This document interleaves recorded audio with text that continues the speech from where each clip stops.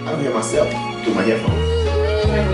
Yes, man. Like, I feel real good about this right now. Pay attention, because you are now listening to Permission to Speak Freely. Yay, what's going on, world? Hey, man, we got a good show for you guys today. We got some guests in here with us today, man. We got Joe and we got Miss Reed Smith. So, man, hey, first, man, we want to start off, man. We always kind of like start off like how was our week and how everything went. So, if one of you guys want to like introduce yourself and how your week was. I'll go first, man. Yeah. So Joe, been in the Navy 19, got my retirement paperwork in, just waiting for it to get approved. I like it. So right now I'm over in Lemoore. I'm a HT in a really aviation weird kind of setting for me, first time, but it's fun. It's a good time.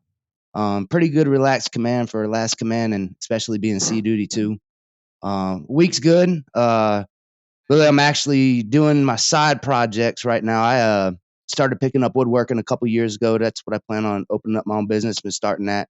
So been making a table most of the time this week. Most of the commands in Key West, there's only a few of us back right now. And making a table actually for our CPO club to put in there. So that's really what I've been doing this week. Just what my passion and love is right now, woodworking. So I'm enjoying it. I've had a good week. Hey, man. I get to get in my zone. Hey, I just want to say, man, like, I don't think I even know, like, I'm a DC man, so I think every HT that gets out the Navy want to do woodwork, man. I mean, like, I'm always conversation with, and I'm always talking to them, like, woodwork is one of the biggest things they always, man, I'm finna do this woodwork, finna get this stuff in, finna get a business going, but that's good stuff, man. I never even did it until when I got here. As soon as I got here in July 2020, they flew me out to the Nimitz. Nimitz was already deployed. Never worked in the wood shop. I mean, I've always done the metal, the typical, the plumbing, the firefighting, and then got out there and I really didn't have a lot to do. And I was like, let me go play in that wood shop on the Nimitz. And I just fell in love. I mean, it's not much different than metal, just a different material, but kind of same concept. And started doing all the engraving on the CNC, and I just went with it. So good stuff. How about you, Ms. Reed? I'm Reed. I've been in for 5.5 almost. And I'm in school right now, so I didn't really do much this week. Go to school, do a couple labs, test out, hanging out. What you in school for? Oh, I'm an ET. And I'm in nav school right now for IBNS and all that. What school? Where is it? It's at Dam Neck. Dam Neck. The school I was on, Dam Neck. Okay, all right, Dam Neck. It's pretty laid back. It's pretty relaxed. So no complaints. Is that normal? But I'm actually stationed at. What? Go ahead. I was just saying I'm stationed at Marmac right now. So nice. Hey Joe, just TAD for school. Hey Damon, I got a question. Joe said he's in Lemoore, right? Isn't Jay in Lemoore?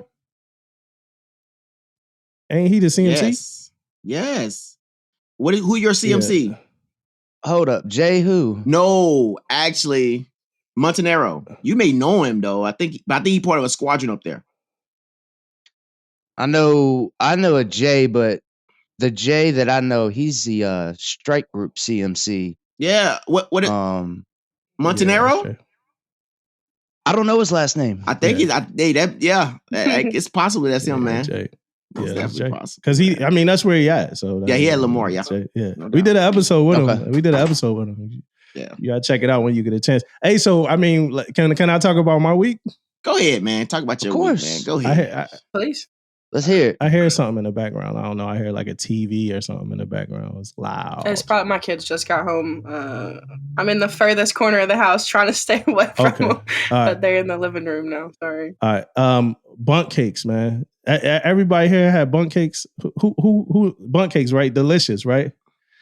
So Hostess. Bunk cakes? Yeah, you ever had a bunk cake? It's like the round, like if you go like, you ever been out in San Diego or somewhere where they got like a nothing bunk cakes, like the little nothing bunk cake? Damn, man. Fuck. So Nope. good. What about you, Damon? Bunk cake? You ever had a bunk cake? No, man. Yeah, I know you about to act like this high fitness, No.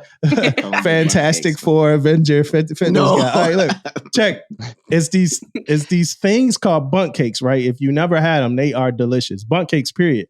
But Hostess, Hostess went and made these things called baby bunts, right? And I just want to tell anybody, I don't know if you ever had a baby bunt, Reed, but look, stay away from them. Don't go near them. These are the worst things that can happen to you in life. You know what I'm saying? Every The worst, flavor, but the best thing. every flavor baby bunt that I've had up until now is crazy. The strawberry, the cinnamon, the lemon. Hey, audience, love you. Thank you for listening to our podcast. But look, these bunt cakes, incredible. Yo, y'all have to stay away from them though. Like, leave them all to me. Leave them all to me. I got a few years worth of. I think I got a lot of PFAs left, man. I need to stay away from these. Hey, how bunt much cakes. you getting for this promotion? Nothing. How much they paying you? 15 pounds, probably like an extra 15 pounds. But no, like, this is an anti-promotion. Do not mess around with bunt cakes, man. These are the worst things that can happen to you. So that's my week, man. Bunt cakes, man. You know, I got nothing else. Damon, what about you? What you been up to? Yeah, man. I had a pretty good week, man. So in my household, it's 2 birthdays was in April, right? So I've been like either freaking taking kids to parties or hosting a party, or friends we have also got birthdays in April. So man, I went from one party to another party to another party this weekend. That's how my weekend went, man. Spent a lot of money, but had a lot of fun. Ate a lot of different food because the people, I mean, I'm telling you, I've been like 2-3 houses that had birthdays in April, and I was eating at all of them. So some good food, some different food, because you know I'm from Mississippi, so you know I'm I get down on the grills and stuff. So it was different though, eating different people's food, and I'm like, oh man, this ain't bad. Yeah. You know, when you go try different shit, it ain't bad, man. So had a good week, man. I can't complain at all, man. Can't complain. I want to shoot a couple shout outs out to the other branches that listen to our podcast.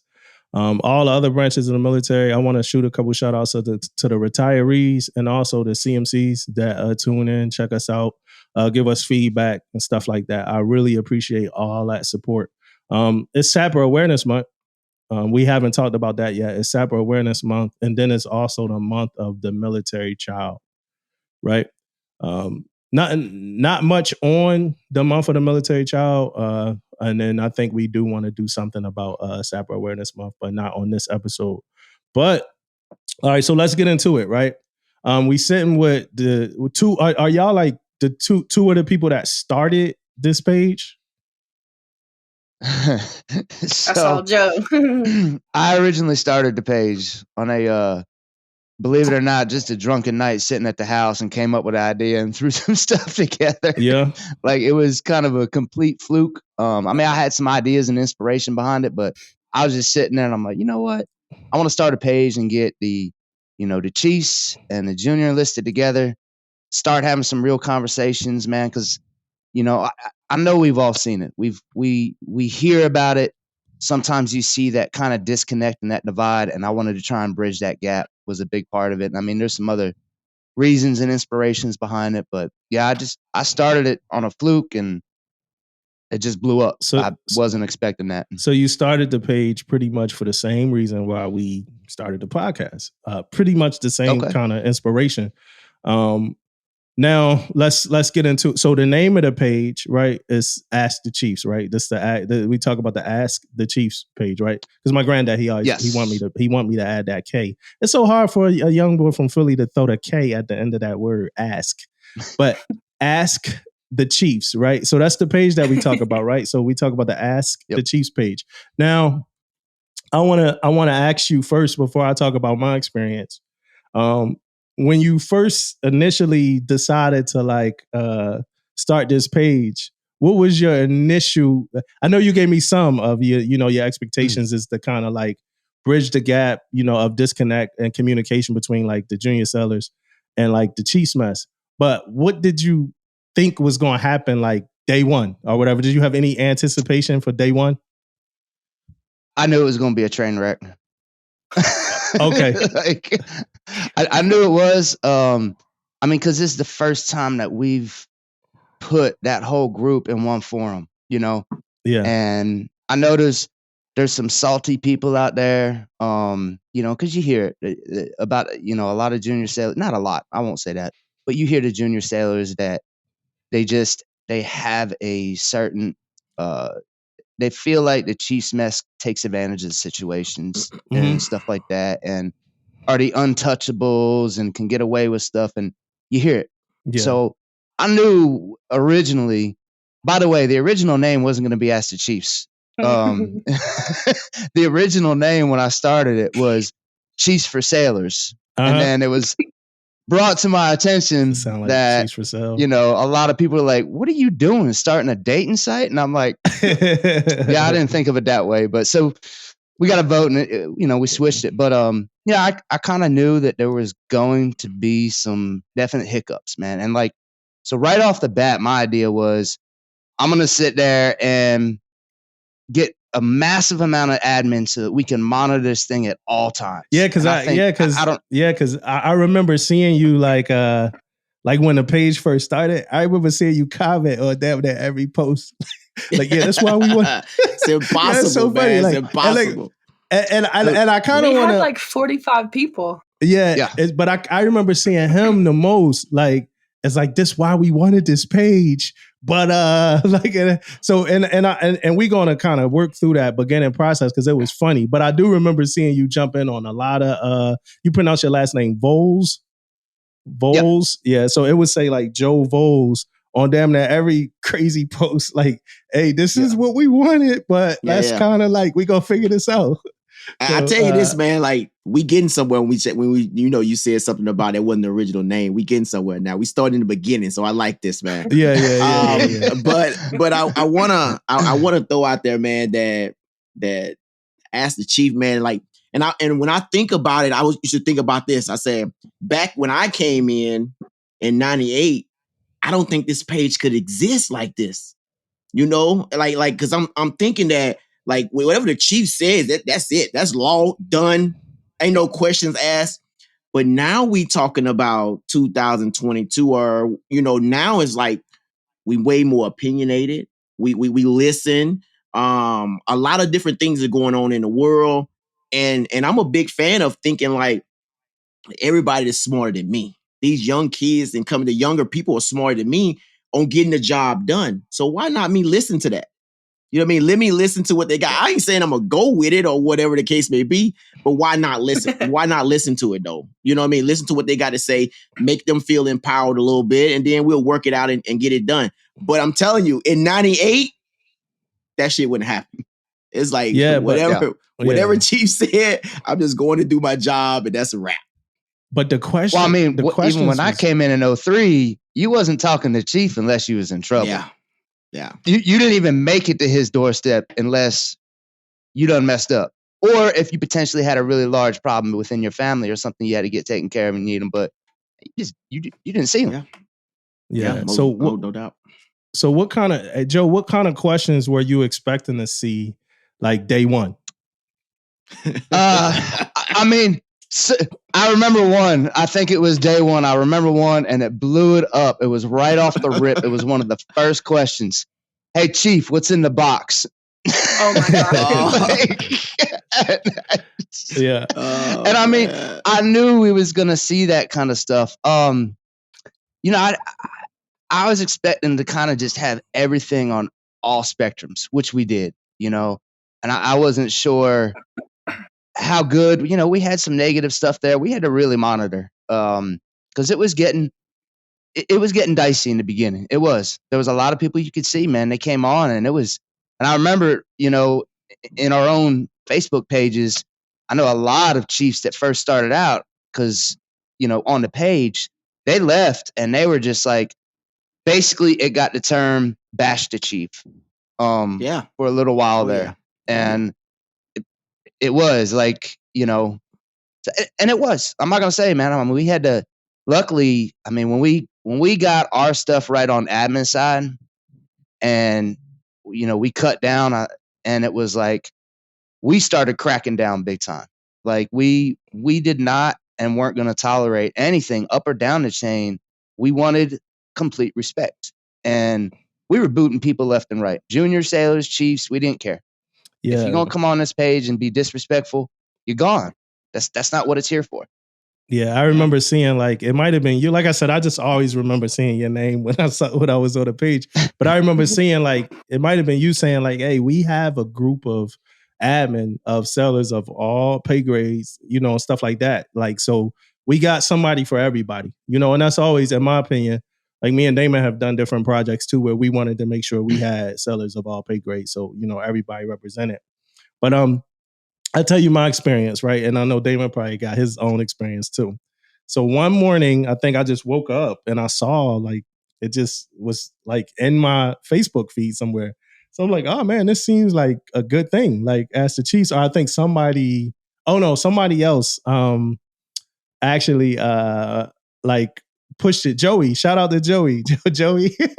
Joey Gonzalez, right? My boy, right? DC1. He's out for Chief this year. So he pushed it out to me and he recommended me because it was like, invite only, or they had a vouch for you or something like that. So he was like, hey, I vouch for, my boy, big bro. He always got some good stuff to say, to the sellers. So I'm like, oh shit, somewhere where I can say good things to sellers. Like, let me check it out.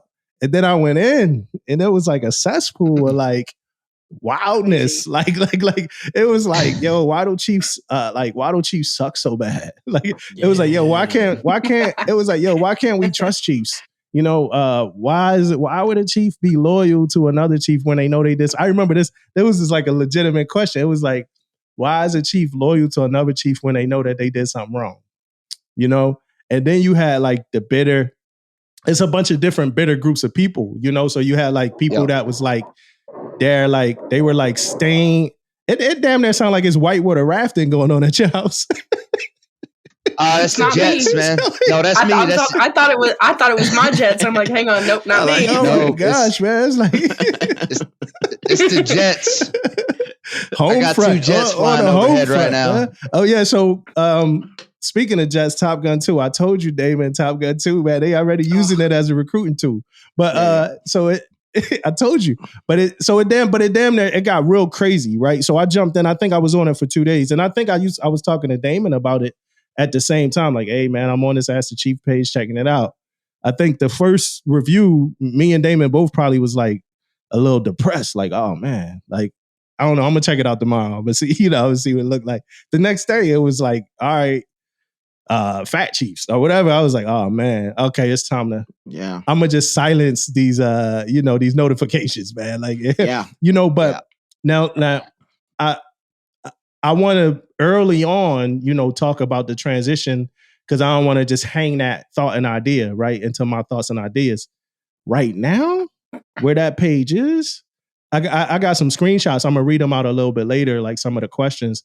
That page is exactly what it should be now, yo. So y'all did a great job, man. I want to kind of highlight that and salute y'all. Y'all did a great job in transforming that. You and all the admins, everybody that's on that team did a great job in transforming that. Hey, Damon, what you got, man? I know you had an experience. Yeah, hey, same experience though, man. Like in the beginning going on, I was like, wow, man. Because I'm a type of person that want to come in and help sailors too and things like that. But what I was seeing in the beginning, I'm telling you, I think I did these same things, silence those notifications like really, really quick. Because I'm telling you, no filter, no else given. No, it was like zero given on there. The respect line was like all over the place. But I'm here to tell you, man, I'm most definitely on the same page as Dumbo, man, on where the page at now. You guys doing a great job. And it's everybody too, man. But I'm here to tell you, man. But I like sailors to be open. I just don't like them to be disrespectful. You know what I mean? Like that's kind of how it was in the beginning. But now, and you still get your ones and twos. You always get your ones and twos, say something crazy. But hey, other than that, man, the page is just great, man. Yeah. I mean, one of the biggest things, I don't know if we started out, I don't think we did in the beginning, but we shut it down. And that was part of the problem. We shut it down so that no post whatsoever can get through without being approved. Not one. And so go ahead, Reed. I was going to say, and if anybody has like any questions about anything in the post, it's screenshot it and ask the group. Like there's always posts in the group chat like, is this good? Is this good? Should this be changed? We get them to reword it this way. So nothing crazy gets through anymore. In the beginning, it was just kind of like, oh, I have access to approve this. Like, this will be fun. Ding, go ahead. Yeah. So now all the crazy posts are gone, and it's just kind of, it finally leveled out, because there was a period for a couple months where it's like all my free time I was on there scrolling through comments, finding all this crazy stuff like, hey, don't do this. Hey, don't say this. Like, this is a pretty big page. Like, people are watching. Like, don't do that. Yeah. But it's leveled out now to where it's not, I don't have to spend all my free time on there because I know people aren't saying crazy stuff. How many admins you got? It's also, go. But it's also got to the point where it's self-correcting, in the sense, like, you know, every once in a while, you know, the problem we have now, it's like, all right, we'll get the post through, but we got to worry about the comments still. Yeah. Yep. And every once in a while, you'll have somebody, and sometimes it's a junior sailor, sometimes it's a chief, you know, makes a certain type of comment, and we see it. We're like, let's see what happens. And it don't take long before somebody jumps in, junior sailors and chiefs both, and they self-correct it. They're like, yo, why are you being like this? Yeah. And I mean, they'll put people in their place pretty quick. And it's like, all right, cool. Sit back and let it play out. And they'll either apologize or delete their comment. So you don't have to worry about it. Yeah, and that's good because you don't. Go ahead, Damo. Go ahead. I was just going to say that's good because we don't want to censor every thought, you know, and idea, because these are real thoughts and ideas. So it's good that sometimes we let the natural kind of order of things play out. That's all I was going to say, Dan. Hey, I just got a question for both of you, and you guys may remember or not remember, but was it a breaking point on a comment? Was it any comment out there that was a breaking point? Say, man, we got to do something now. Go ahead. Not pick me. for me. Go for it. Go for it. Okay. So I specifically remember one where I don't remember what was being said, but somebody, I think it was a chief or maybe a senior chief, came in with like some crazy comment, and I just responded like, "Hey, keep it like chill. Like, we're not rude. We're not mean. We're not going to insult. We're not going to cuss. Like, just relax, right?" And he comes back at me and he's like, "You're a third class. Like, you're an ET3. You shouldn't even be on the admin of this thing." And before I could even respond, Joe is like, "Oh, hell no." Like, Joe went after him. So I was like, I'm going to just sit back and let you do that. So good. That's only happened that one time, though. But I would be lying if I said that I wasn't hesitant. You know, sometimes when I'm like, hey, y'all, chill out, and make a comment like, y'all need to relax, like, I'm going to get pushback from it. Like, oh, you're just a third class. I'm like, you're not wrong, but like, you're also, I'm a person, you know? Yeah. I don't know.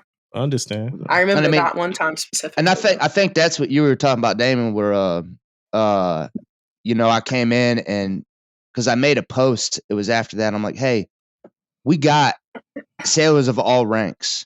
And that's when I kind of broke down my expectation. Like, hey, I may have created this page, but the whole goal from the beginning was for the junior sailors to be admin and push the direction that they want the page to be. And I was very upfront about that. I want them to be the ones telling us what they want to get out of it, not us telling them what we think they should be getting out of it. Yeah. And that was, you know, and that's why, like, yeah, I created it, but I'm not the lead anymore. I don't have the 51%. That's Jamie Britt. Jamie, she's a first class and she's got the 51%. You know, and we've already talked about it. My expectation, if she puts on, you know, hopefully, you know, she gets selected and puts on them anchors this year, expectation is for her to pass it down to another junior sailor as the lead of the page, because we want them to continue to push the direction.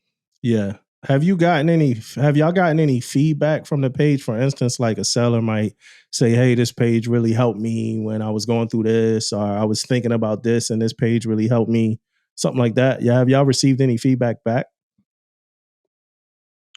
Sometimes we do. We get some comments here and there, and people will reach out to us. I've gotten some like, hey, really appreciate it, whatnot. You also get the negatives ones sometimes too. You get both. Yeah. I'll get both. Most of the time, and people will they'll make their post, they'll get their answers, and then they'll edit their post and update it, and at the bottom be like, hey, thanks guys. Like, I really appreciate all the insight and the help and the answers. And you see that and you're like, okay, cool. Like, that makes you feel good, you know? Yeah, it's like I said, it like what I've seen on that page right now compared to, and I know it's probably some people listening that saw that page, you know, early on. and they might not have went back to it, but I definitely want to vouch. So I'm gonna read a couple just of the recent. I was trying to find some of the older questions, but it was too far back. But I'm gonna read a couple of the newer questions, just so we all kind of got a idea of what's happening right now. So it says, while writing your letter to the board, what would be an appropriate, tasteful way to bring attention to 3 names the seller had received within the last year, but also address that they are also working on correcting their award number on the PSR and uploads in their OMPF, right? That's a question, and that can be answered in a respectful way, easily answered by people that know what they're talking about, and that's good stuff. Another one was, hello, everyone. I have a question that can be quite controversial. I've done research and have not been able to find anything cut and dry, so I'm reaching out here. What are the regulations on males dyeing their hair? I've seen it before. This is a funny part. I've seen it before, and I would hate to call someone out when I myself don't know if it's authorized or not. Thank you. Good question. Good question.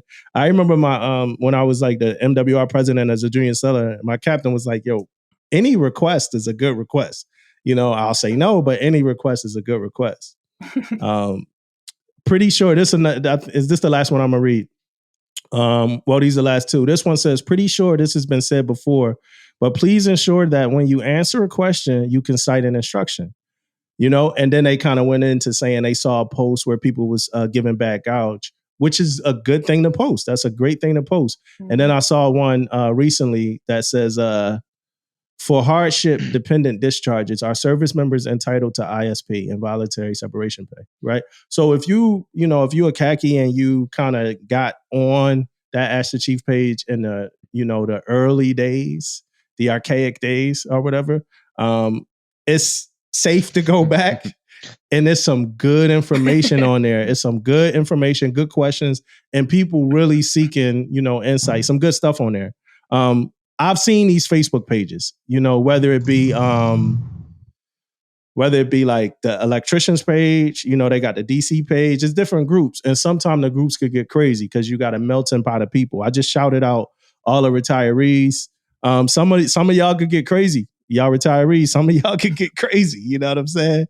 And then you got like just different people from different communities. So it's good to bring us all together, but sometimes it's hard for retirees to like hear certain things that's going on now. Like, y'all letting them talk to y'all like, yeah, it's a different time. You know what I'm saying? Hey, Reed, that's a favorite word, right? Yeah.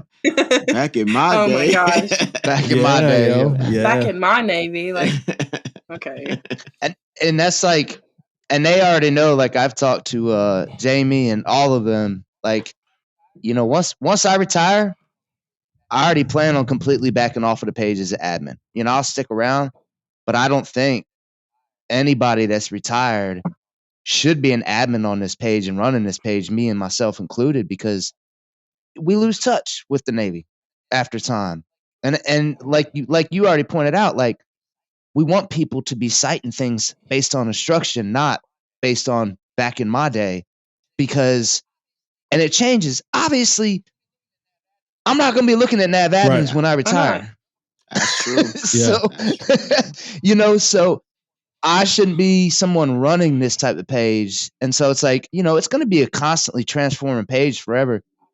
My goal is, I hope one day, I think we got what you asked the question, how many admin do we have right now? I think we got 11 or 12 total. And, it's a mix, but my goal in time, as it continues to progress and move forward, I'd like to see maybe 2 chiefs on there as admin, the rest all junior sailors, as we cycle through and let the junior sailors run the page and let the chiefs be there where, if they ever start having a problem, then the chief can come in, because some junior sailors are not going to be comfortable shutting a chief down on that page, but we'll have a chief to be there and bring the hammer if need be. Like, you know what I mean? Chief says, why isn't ET3 an admin on a Ask the Chief page? Yeah. Perfect example. Yeah. So, but that's the goal moving forward, like long term. That's the goal moving forward, man. I'd like to see it keep growing and go to that direction. And let these guys, man, let them run it and get what they want out of it. Yeah, and I think I saw like where like the page is over about like 17K.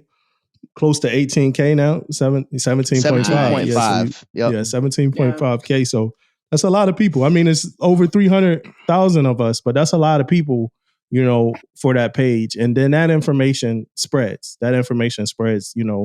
One person could be asking a question and representing a whole entire command. A whole entire command could get that information after that question's answered. So that's a good way to spread, kind of your sauce around town or whatever like that. If I could. Well, right now is the big one. Right now is obviously the results came out for who made board, and we're already starting to see it.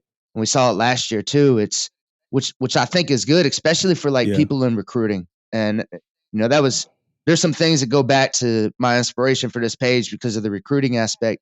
Because you might have somebody that's a surface sailor in recruiting that has kind of lost touch with the actual community that they're really in and going back to, and they have board, they might not have a mentor, and we're already starting to see it. It's like, hey, I'm a so-and-so, an ET, a STG, GSC, whatever, and can somebody take a look at my package and review my package for me?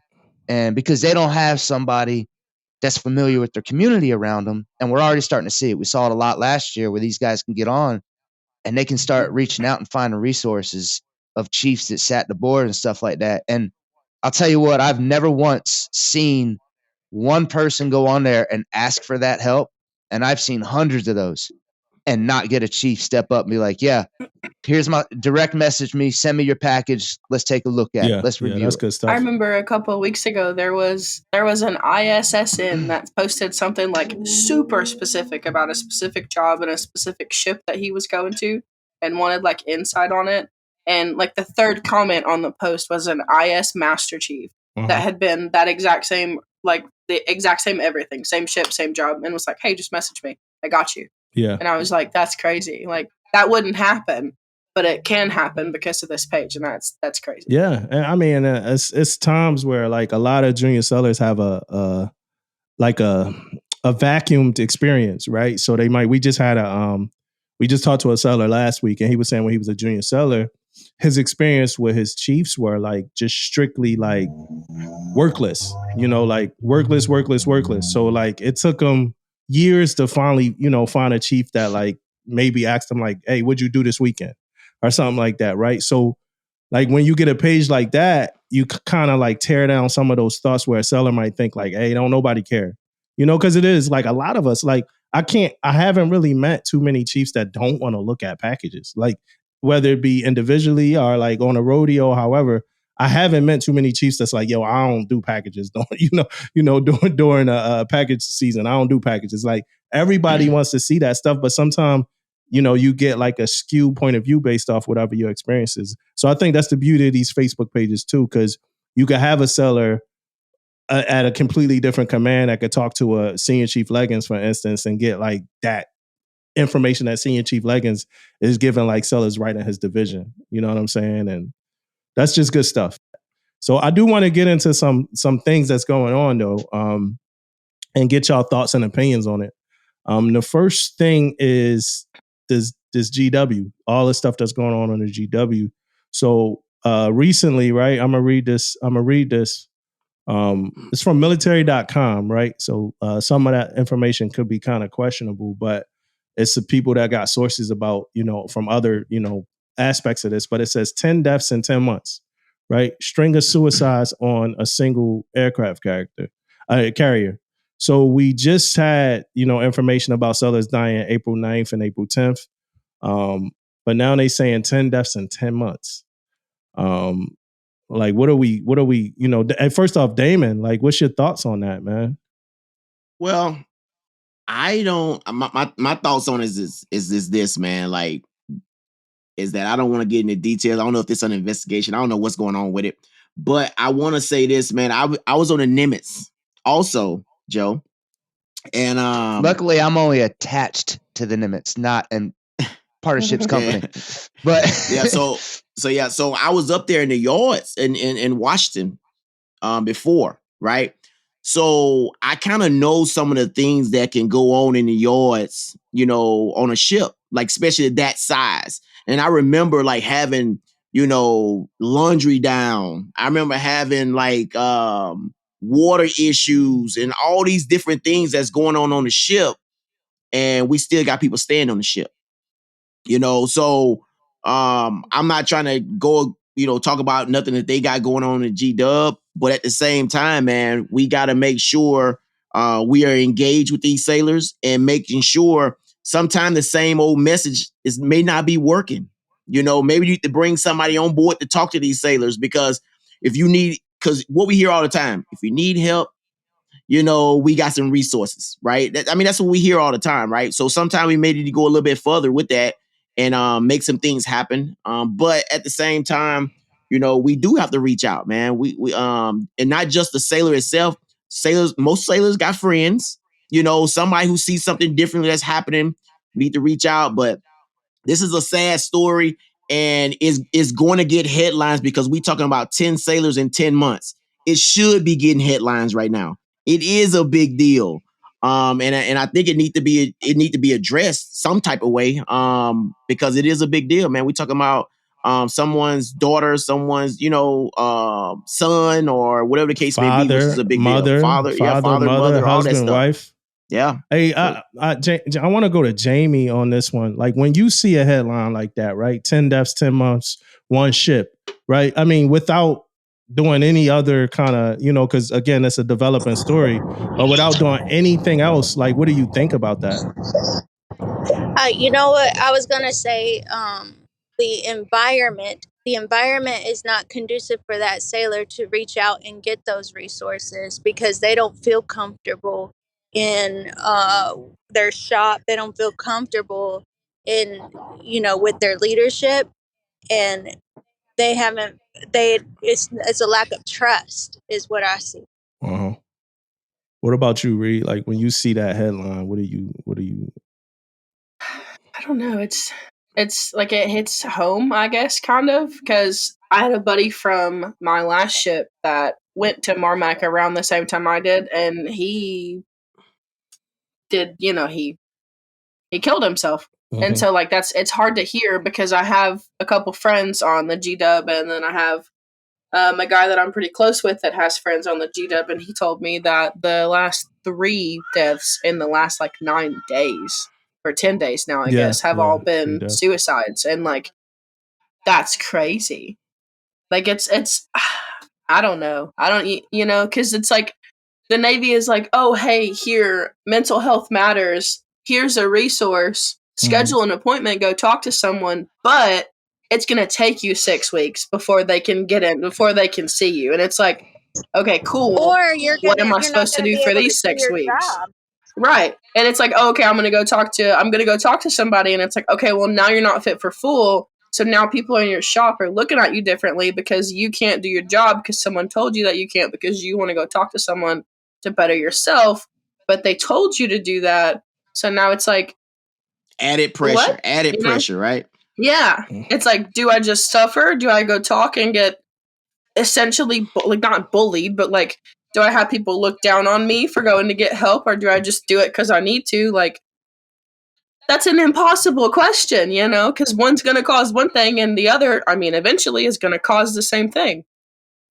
What did Jamie? Truthfully, the way our manning is set up nowadays, it puts a lot of workload on your shipmates too when you got to go take care of yourself. So that prevents a lot of people. Yep. And then they're all pissed off at you too because you're not there.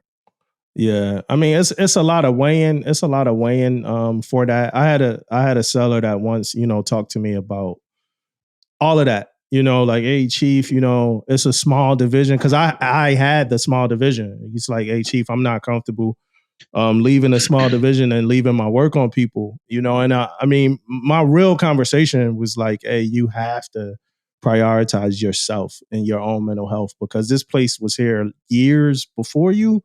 And no matter how beat up this damn ship is, it's going to be here, years after you, if worse comes to worse. So you have to, prioritize, your own mental health. Yeah, people going to say stuff. Yeah, people going to think stuff. And that's a part of like things that like us as like chiefs and like your LPOs and the people need to kind of like temper, right? Like, hey, like this is like, but all of that comes with prioritizing mental health, like as a whole, to where that stigma starts to go away from like people saying things and doing things if you leave, because you know the workload. If you leave the workload on like your division or whatever, and they gotta like quote unquote like pick up your slack, like that is not something that, you know, in my opinion, as a human being, that should be on the top of your priority list when it's time to focus on your mental health, because like you're stuck with yourself, you know, like after all of this. But it is cheap because you got those go-getter sailors, those ones that, you know, really care about the mission, care about their team, and it's hard to prioritize. And even though they say, yeah, prioritize yourself, go ahead, it's still hard to break away from that feeling, you know? Yeah, but Jamie, if you don't do it right, are you really prioritizing yourself, or are you just prolonging the breakdown? That's true. Yeah. So, you know, and that's the good stuff. This kind of engage, that's what we want. Like you know, that's what, you know, but yeah, like you got to really look at what you're doing in the long run. Cause it's like, honestly, when you just suppress it, I went through the depression period too. You know what I'm saying? We were in the yards, we were getting ready for inspection and stuff like that. And I went through dark days and I didn't prioritize myself. I was the go-getter. I was the seller of the year, and I wanted to hold that like all the time. And at the end of the day, it left me with some real dark nights. You know what I'm saying? I talked about it before. You know, I talked about like drinking and passing out because I was drinking, and waking up drinking a warm drink that I passed out drinking. You know, yeah, you know. And in hindsight, I realized that you know, that was depression. Meanwhile, seller of the year, seller of the quarter, all of this stuff. But like at home, I'm like tripping off like watching like French horror movies like for like every single day, just passing out, you know, drinking, going through like depression. Like, so now we like, and I think that's what like, you know, going through that stuff does for like people like us. Cause on that human experience, in my opinion, and I know Joe probably got some thoughts, but in my opinion, on that human experience, some of y'all like hard chargers, we have to drill down in y'all. Like, it's okay. Go take care of yourself. Yeah, it's going to be hard for the hard charger to be like, no, senior, I got to do this. I got to do that. No, it's okay. Go take care of yourself. You know, even if I got to pick up the, you know, the tool and pick up the slack, go take care of yourself. Cause at the end of this all, y'all ever saw somebody who like passed away, like right after they retired from the military? Yes. Quite a few people, unfortunately. You know what I'm saying? Like how much of yourself did you give it? You know what I mean? How much of yourself did you give it? You know what I'm saying? So that's my thoughts on that. But it's good to hear, like, you know, what y'all think, and like that idea presented. Like, damn, like the hard chargers want to continue to, you know, work. I'm sure Joe and Legs got some thoughts on that. So my thought about it is, though, I'm scared of consequences. That's why I want someone to go out there and get the help they need. I don't want to be the guy that said, man, why I didn't tell this sailor to go do this? Why I didn't say go get help? Why I didn't do this? Because that'll be on my conscience all the time and say, man, this sailor passed away on my watch when I could have, you know, got him help, or I could have did this or did that. So that's the type of, and I don't even be caring about, like, if I find out something, if somebody come to me and bring it to me, I don't care. I'm rolling with it. I'm gone. Hey, you going to medical. You going to do this. You going to do that, because I don't want to be that guy that's sitting back and say, man, I could have helped that sailor. So that's kind of like my thought process on the whole thing, man. Now, if something happened after that, I know I kind of did my part. I did what I can do. I tried and all this type of stuff. And that's kind of how I feel about, you know, like hard chargers that want to, you know, get it done. Yeah, we all gonna get it done. Like Dumbo said, at the end of the day, that ship gonna be there. You know, it ain't going nowhere. It's gonna be there years and years, you know, down the road.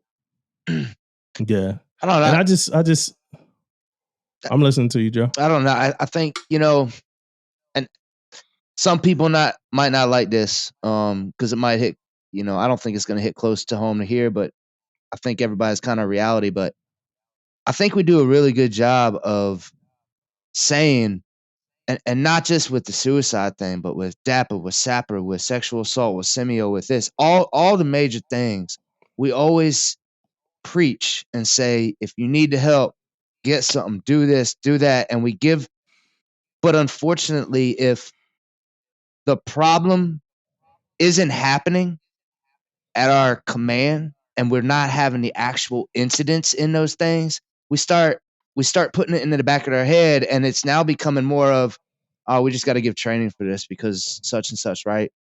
And we're not truly focusing because we think it's not going to happen around us. And so we're not really truly focusing. And now we're not doing what the training is actually teaching us to do because we just don't think it's going to happen. And then unfortunately, when it does happen, it's like, okay, now we're going to have the knee jerk. And now you're going to start pointing fingers. And now you're going to start doing this. And that's not the way to do it. Unfortunately, as humans, I think we get complacent and we don't consistently stay on top of ourselves. You know, I remember as a third class, I had a girl, and she was a third class as well. She was in my shop, and she made the comment that she was thinking about suicide. And I didn't wait. I didn't do anything. And I said, let's go. I got her to medical. Well, actually, no, I went and got medical and brought her to her because we was at work. So I wasn't worried about it there. But I went to medical. I said, hey, doc, I told her the situation. She was mad as hell at me. She was mad as hell at me and was pissed that I did that and put her in that situation because she felt she was going to get in trouble.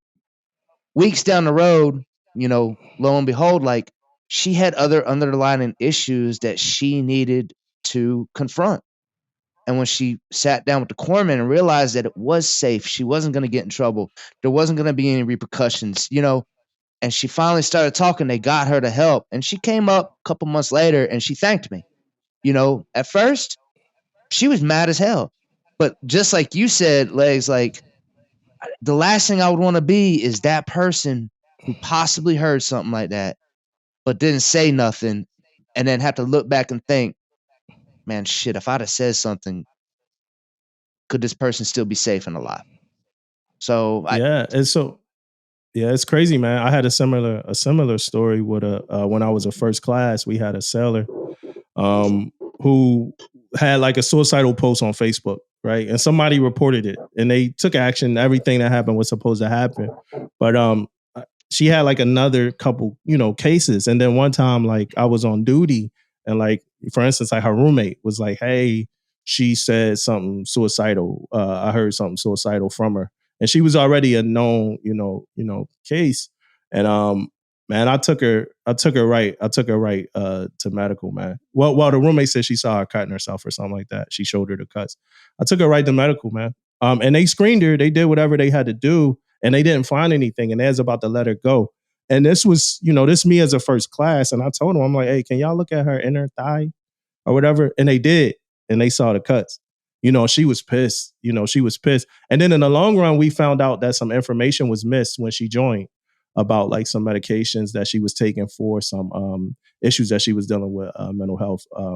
But we found out that was missed. And that's one of the things that they are like, we talked to NC recruiter a couple of weeks ago. That's one of the things we found out that they're getting better with now as well, making sure that people records are reflective of, their actual state. But she, she was a little upset, but, the best thing that had to happen to her happened to her. You know what I'm saying? And that's the sacrifice that, we got to make sometime.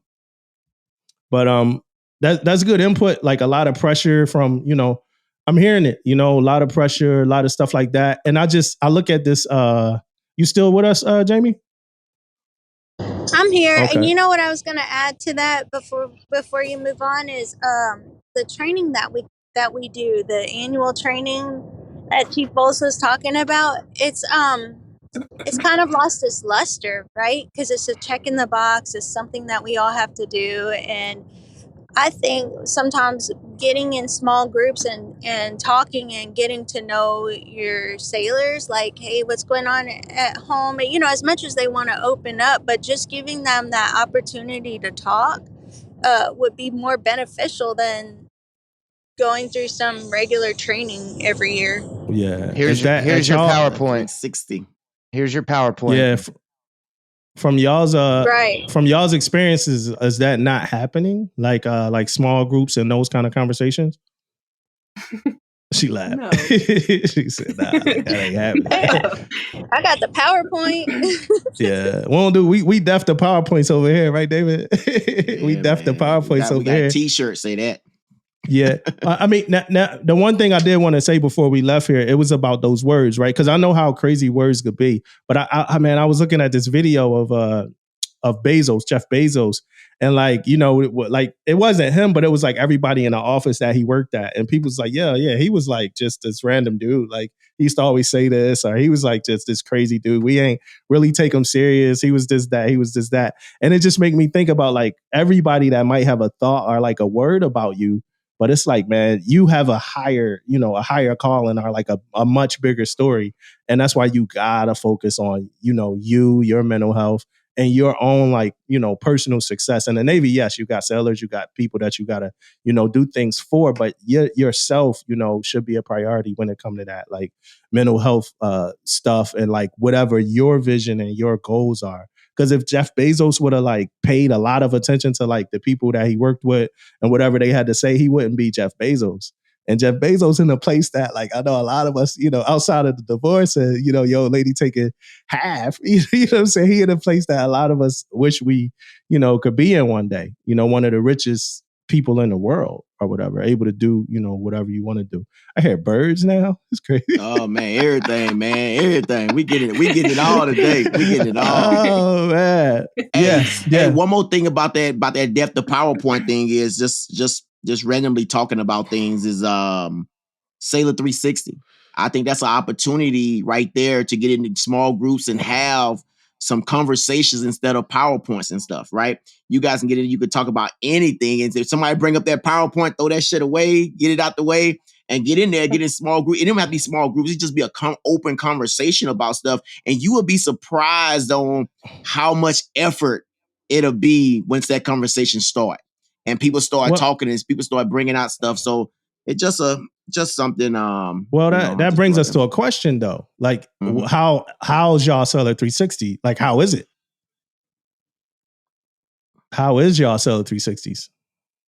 So we do y'all with ours, and that's one thing I think is kind of funny. Sailor 360s, that's a topic that's come up on our website on our Ask the Chief page quite a few times. It's like, hey, is there and it's kind of funny because it's like, all right, the Navy pushes out, we want you to do a Sailor 360. But there's not a real good, true, clear guidance of what they expect. So like I've seen it on the page multiple times. Hey, does anybody have a Sailor 360, guide or instruction or what they do? And it's not there. Every command is kind of doing their own little thing with this. I will say this. I think our command does a pretty good job, just like what you were saying. Like, we do have PowerPoints that we brought from Sailor 365 and we've altered them and we're running those same topics, but we shrink them PowerPoints down by about at least 75%. And then we do more of the engaged back and forth open discussion type thing. We just use those PowerPoints as a cue point to get the conversation started and have everybody kind of get engaged and talk about it so that, kind of like this, man, we're all teaching each other.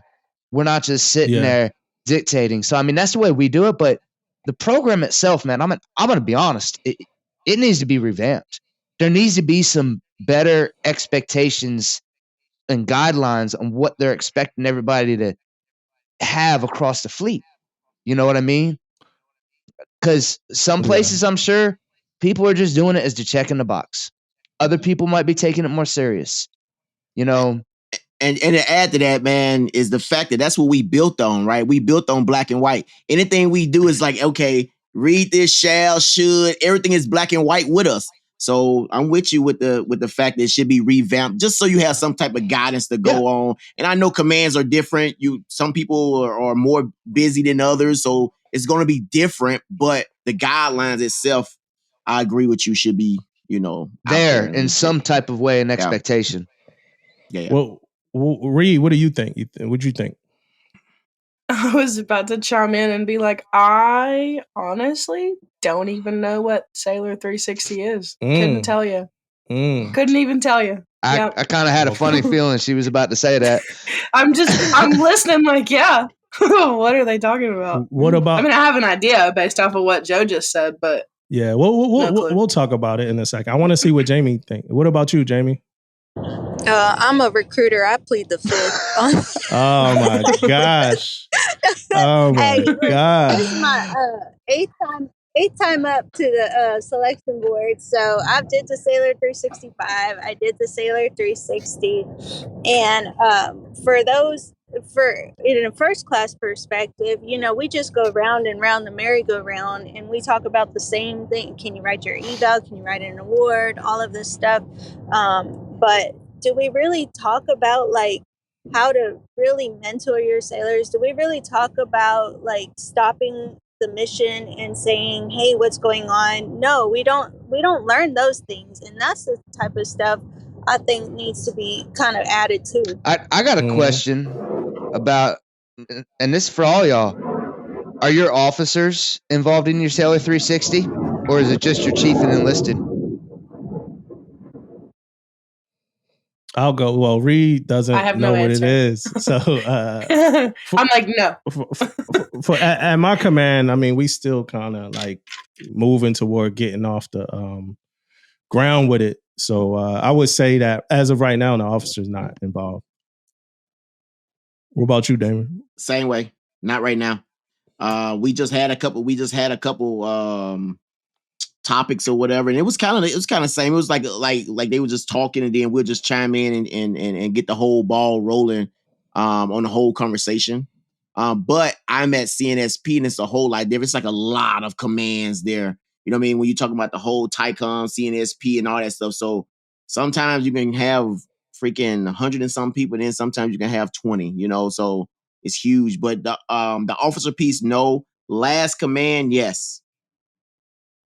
Yeah. Hey, my question is for Jamie. It's based off of something that Jamie was talking about a second ago, as far as like shifting the narrative about like what we talking about and stuff like that. You know what I'm talking about, Jamie? Yeah, I'm here with you. So my question is, who do people, right? And this is like a literal question, like who do people expect to like drive shifting that narrative? I know what the answer is, right? If you see something, change it, and it can come from any rank to change the narrative. But I think if we want to make a big change in the Navy, we've got to start doing like what Chief Ole said and coming out with some sort of standardized plan that everybody's talking and kind of interacting the same way, if that's what we want to do.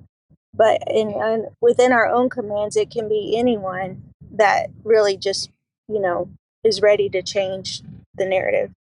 Yeah. So the way I look at it, Jamie, it's like, it's always a few people that kind of have like access and like to certain conversations, certain people and stuff like that, right? That might be sad to say, but it's true, right? Even like, chiefs and stuff like that, right? So it's certain chiefs and senior chiefs that and you see them around, even like some officers, department heads and stuff, that they could get things done, right?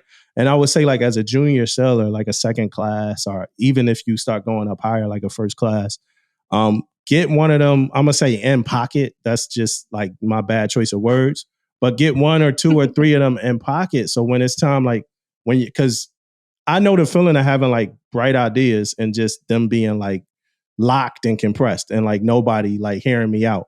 I didn't have to deal with that too many times because I'm knocking on the glass till that shit crack, right? And that was my own personal experience. But I know how that could be sometime, right? So my thought, even me as a chief, like Damon was like one of the ones who like I knew if I like could like tie myself together with, he could probably get in some rooms and talk to people in a manner that I couldn't. So if I have a great idea, let me give it to Damon, because Damon might have that access that I don't have. So if there's any first classes that's like struggling with like trying to like make an impact, or any seller that's struggling with trying to make an impact, based off of just thoughts and experience, I think they should find that person that they know can link up with that person and try to push that out. And most likely that person not going to want to take all the credit, because some people worry about that too, like the people trying to take all the credit. Most likely that person then been in the game and done this a million times and they just want to help. What'd you think about that, then? No, it's facts, man. Facts. Yeah. I was asking Jamie. Hey, Jamie, what you think about that? Damon. My bad. Yeah, man. It did sound like it. Oh, you know what? I do. I don't know if you can hear me still, but I do that, and I don't worry about credit, honestly, because if I have an idea and I put it out there, it's meant for all to expand on and grow on, because it's not just one person idea that makes a good product, right? But that's a great comment, because there are some chiefs that are heard louder, they stomp louder than others, and that it's better to give it to them and say, hey, this is the idea, let me explain it to you and sell it to them, and then have them kind of present it to the mess.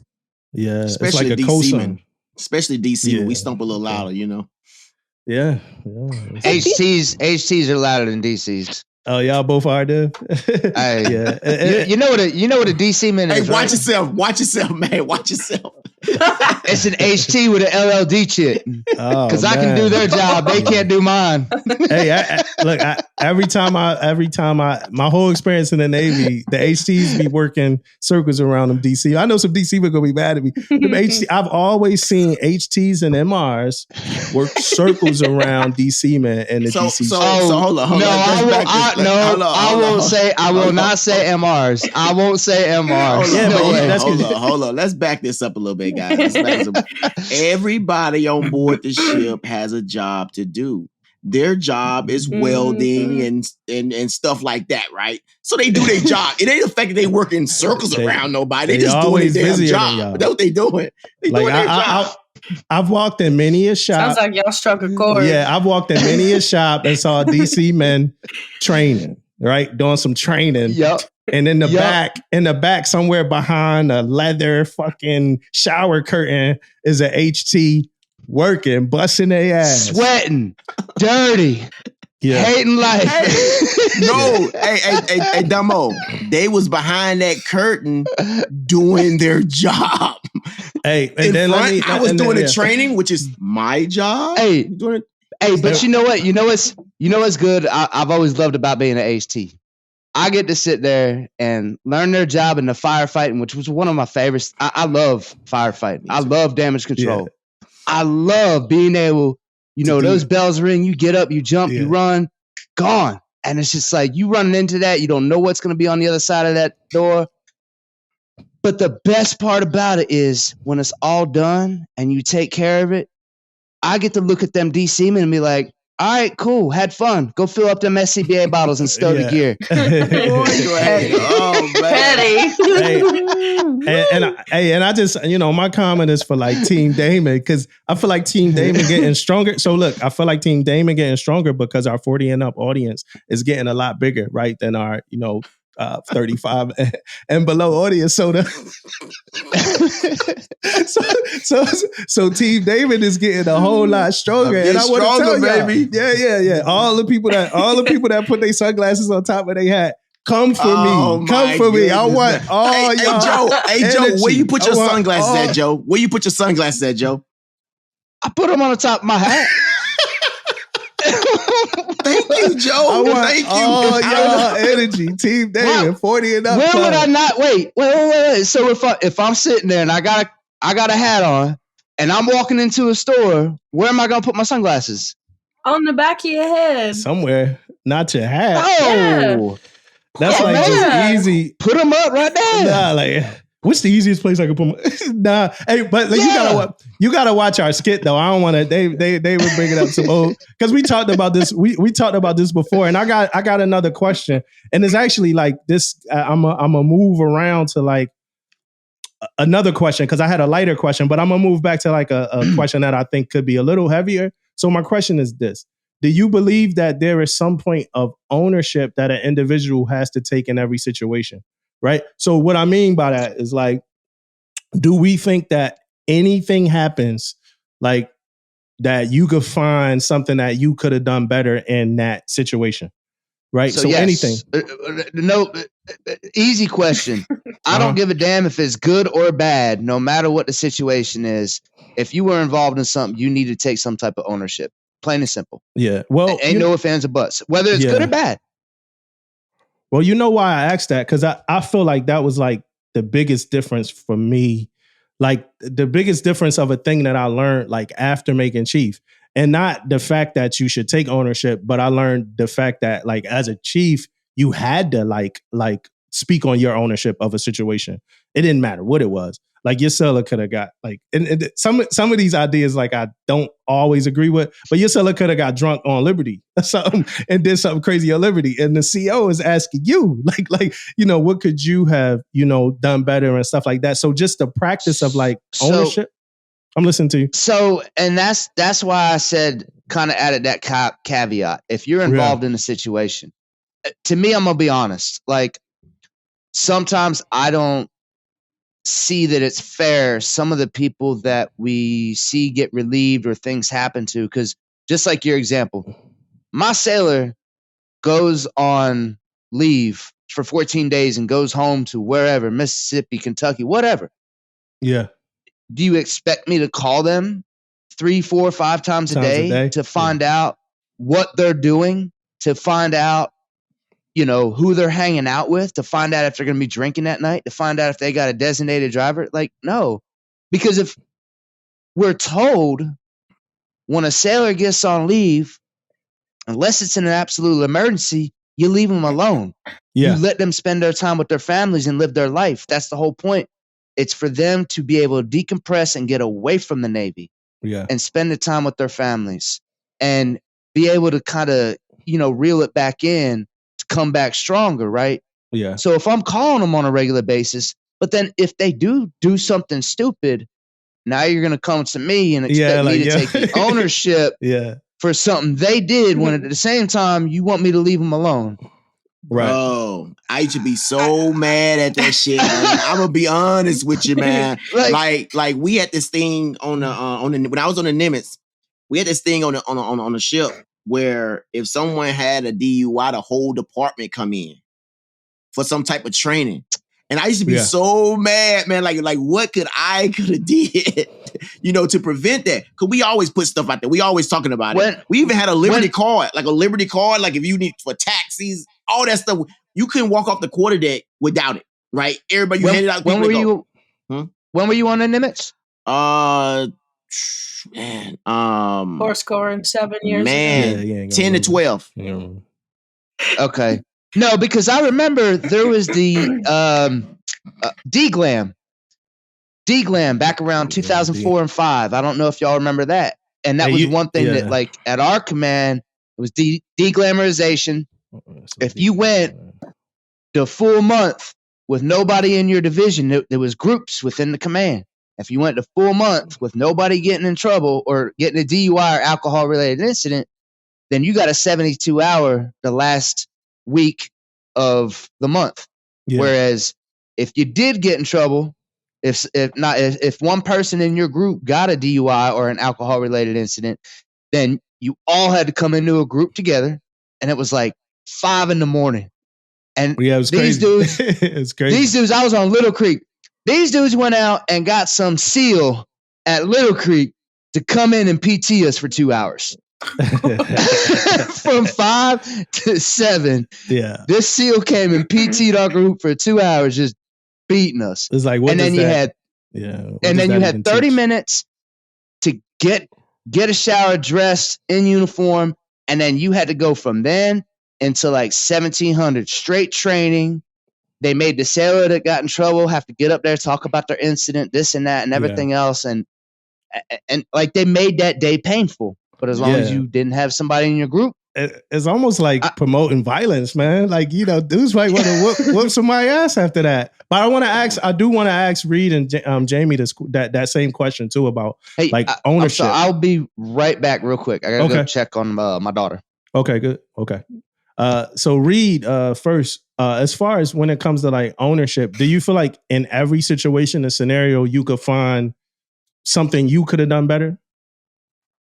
So in every situation, I'm going to say no.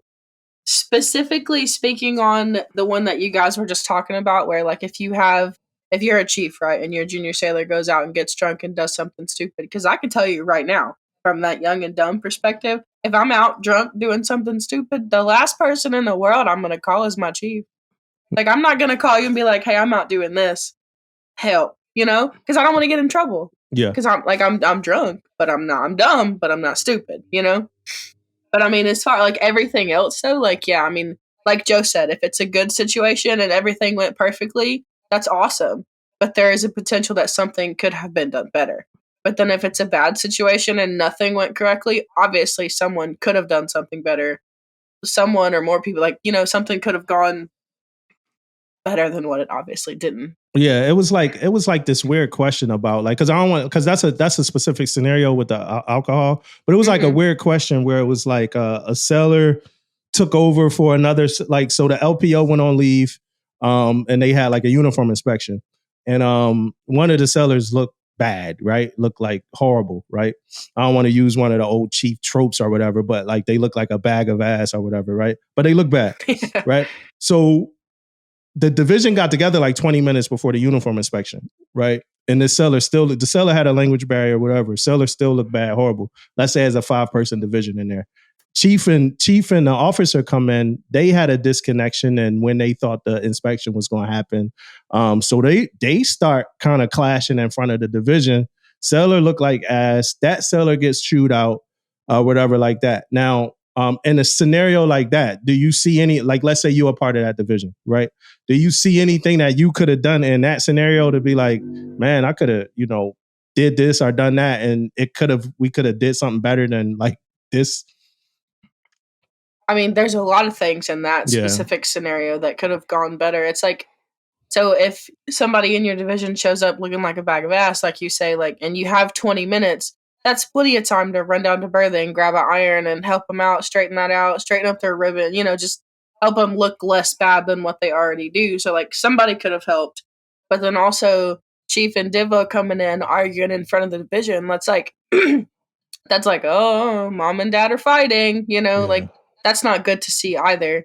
That disconnect, like in front of everybody, I don't think that's right.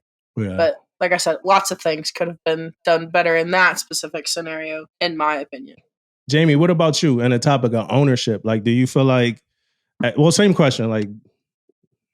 Well, truthfully, I guess I'm kind of motherly, so I'm always feeling some type of ownership to my sailors and anything that they do.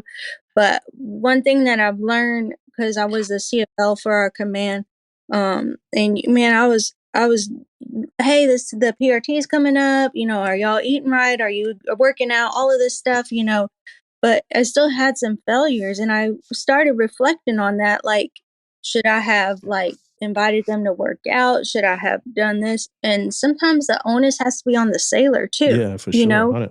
I could do my very best as a leader and do all of the things right, and I could still, at the end of the day, we could still fail. But the onus has to be on that sailor as well. That's how I feel about it. Yeah. I think one of the biggest challenges of being a leader, period, is it don't matter how great your intentions are, there's gonna be somebody that don't approve. Like, it's gonna be somebody that don't. Like, I mean, you could correct me if I'm wrong, David, but it don't matter how great and grand your intentions are for everybody. You'll have a group of people that's like, yo, this dude is the worst. This woman is the worst. Like, this is like, who the hell is this? Like, you know what I'm saying? Like, I mean, look at, like, for instance, like, now we starting to find out, like, about, like, I talked about Jeff Bezos, right? Now we starting to find out some years after Amazon is like one of the most successful companies ever, that like a lot of the business practices are like really bad. You know what I mean? To the point that they got to start having like, different groups and stuff like that, just to make different unions and stuff like that, just to kind of make things better for the people. I think they got like treated like shit during the pandemic.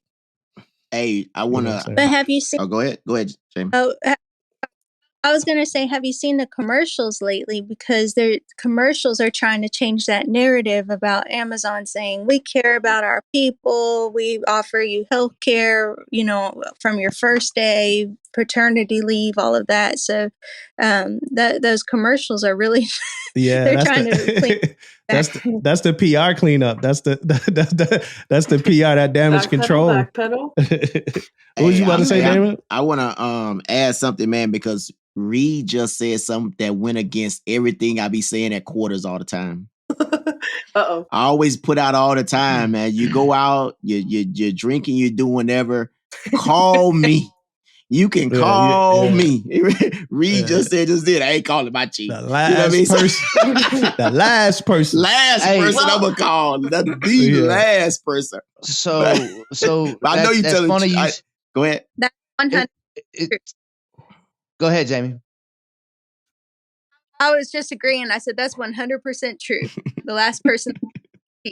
No, I know. I know. It reminds me of a situation when I was my very first command, Fireman Vols, and ACU 4. I don't know if any of y'all have been through there or heard of it, but its nickname was Alcohol Consumption Unit 4 when I was there back in 03 to 08. It was bad. And man, we were like top of the list in the Navy at the time. We were at the top, towards the top for alcohol related incidents and domestic violence. It was bad. And Jesus. I remember we were going on a 4-day weekend, and the CO, we had just had like 2 or 3 ARIs in the month.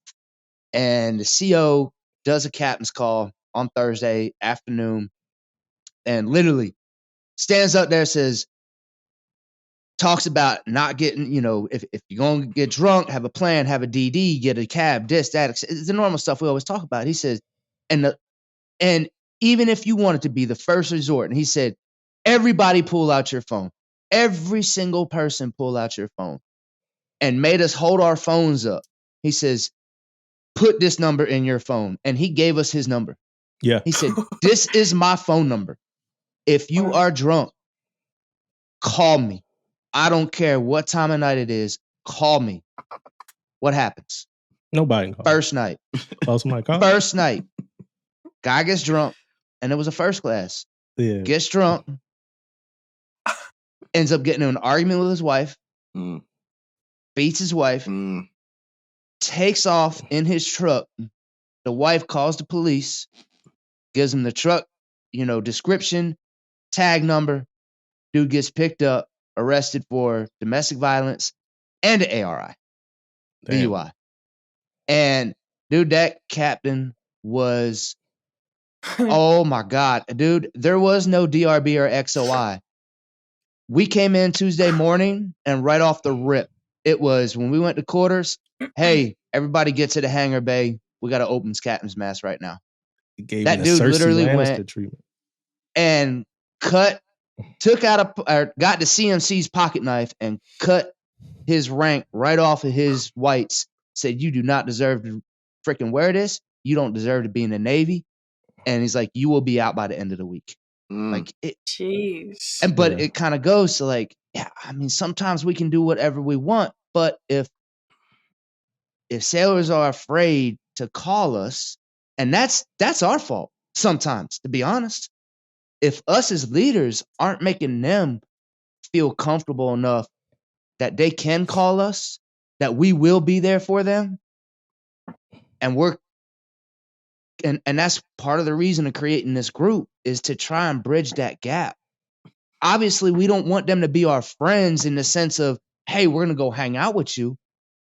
But if they have an issue, we want them to know that they can trust us as leaders to give us that call and say, hey, I'm in a situation.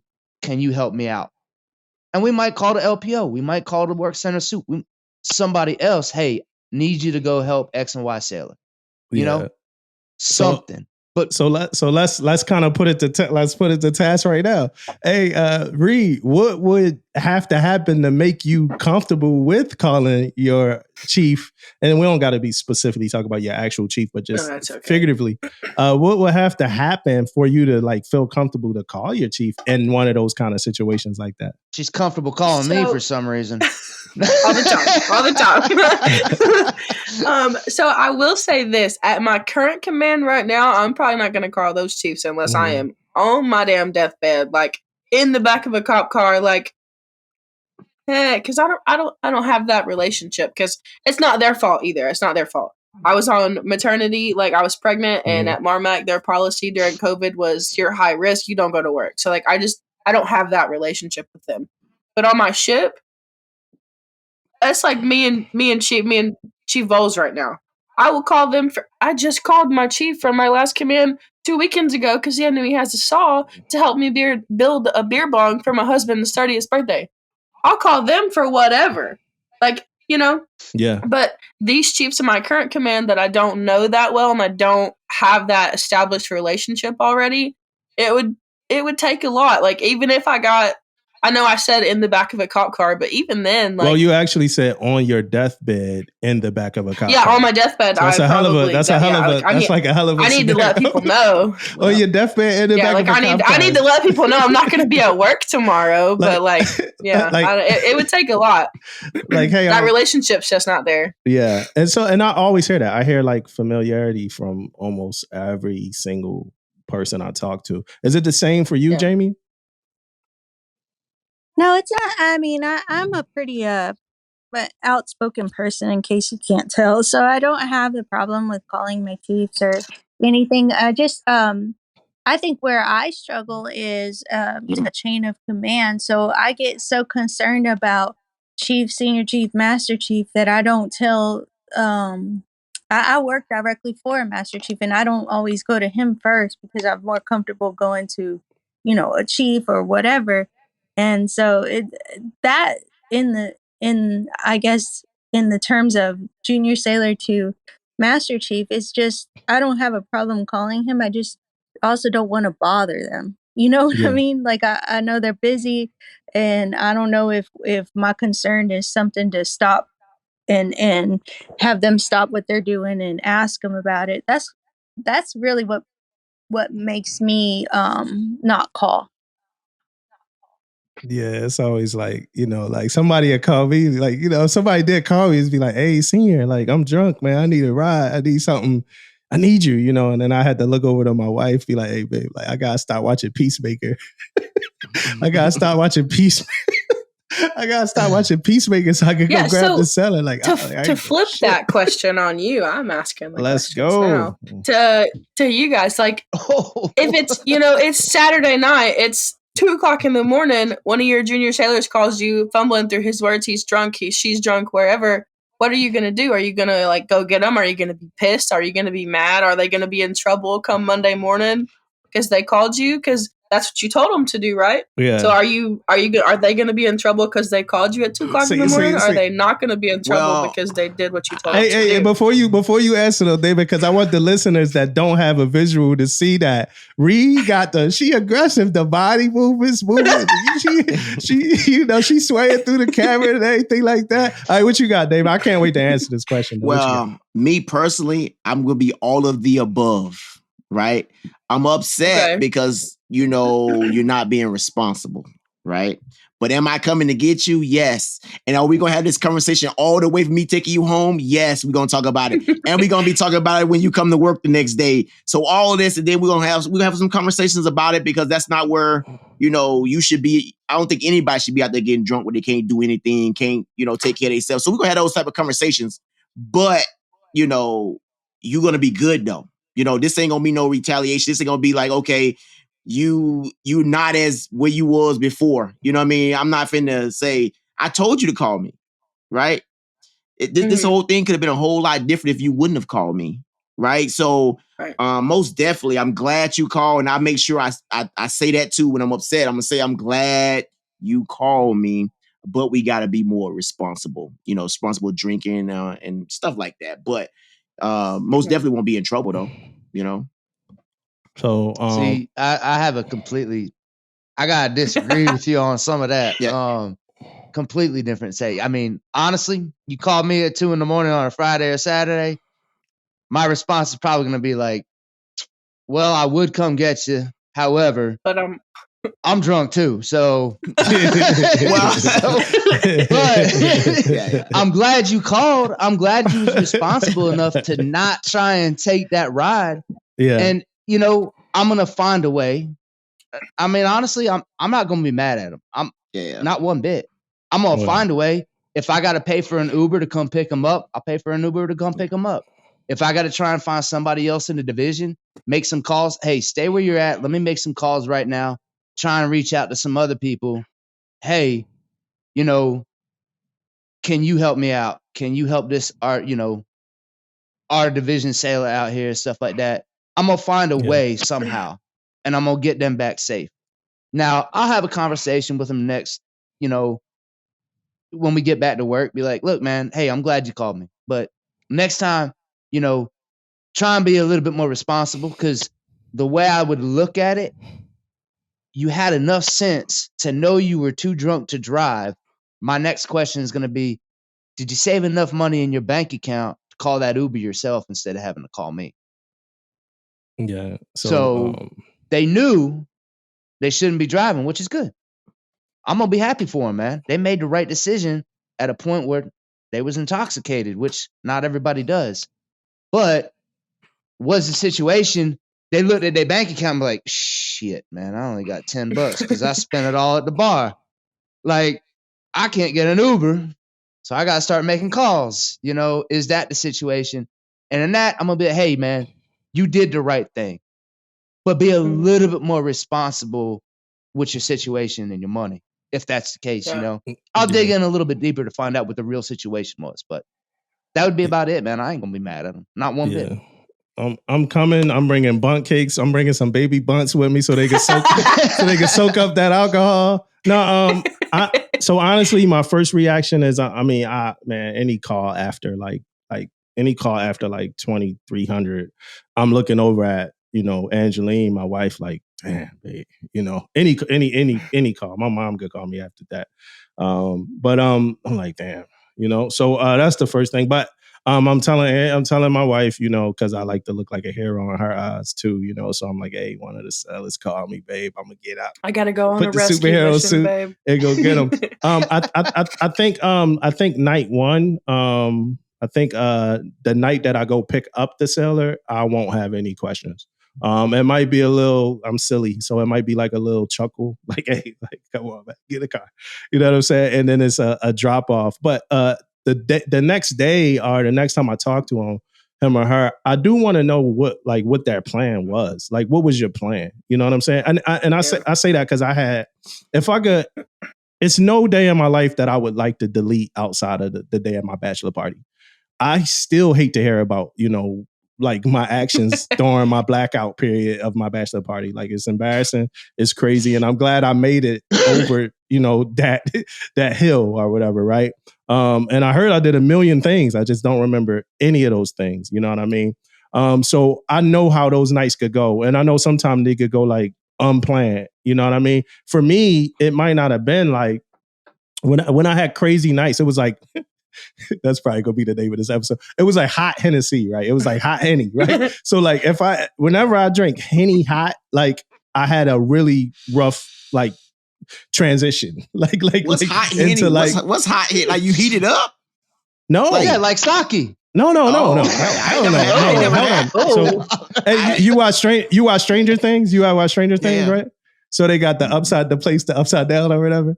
So this don't got nothing to do with the hot Henny, but that's where I go after. I drink hot Henny. I'm in the upside down. Hot Henny is just Henny that just straight from the, either in a hot like. So neat. If we want to be, would you say, JB? She said that's nasty. Oh yeah. Look, I stopped drinking Henny altogether after my bachelor party. It's bad. Like if I have an ill fate, it's because of Henny. So I just stopped drinking it. But like I said, I've had nights. So like I look at it like my dad always tell me like, yo, I can't judge y'all for any, my dad is like really good with like not like placing any judgment on us, right? And his motivation for that is because he like, yo, I did far worse in my life. In the 80s, every epidemic that was going on in the 80s, he like, yeah, I tried it. You know what I mean? So he's like, I can't judge y'all for what y'all do. So the first thing that I want them to know is like, I gave you my number for this like thing, for this, moment. So I don't want you to feel bad about using it, right? That's the first thing that I want to make clear.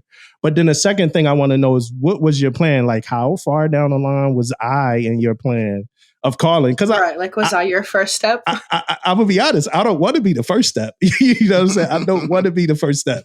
Like, if you drive somewhere and you got to park overnight, Uber, a friend of yours, like that's like sober, that you could call or that was with you, should be your first step. Uber should be somewhere. I should be like around number 5. I'm happy number 5. I'll tell you what. You know what? Or number 7. No. I'm anything under 5.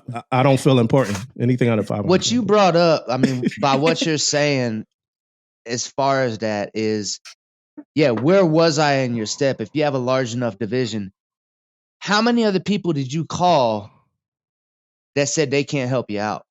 Yeah. Now I'm going to have a completely different conversation, and it ain't going to be about him because he was doing the right thing.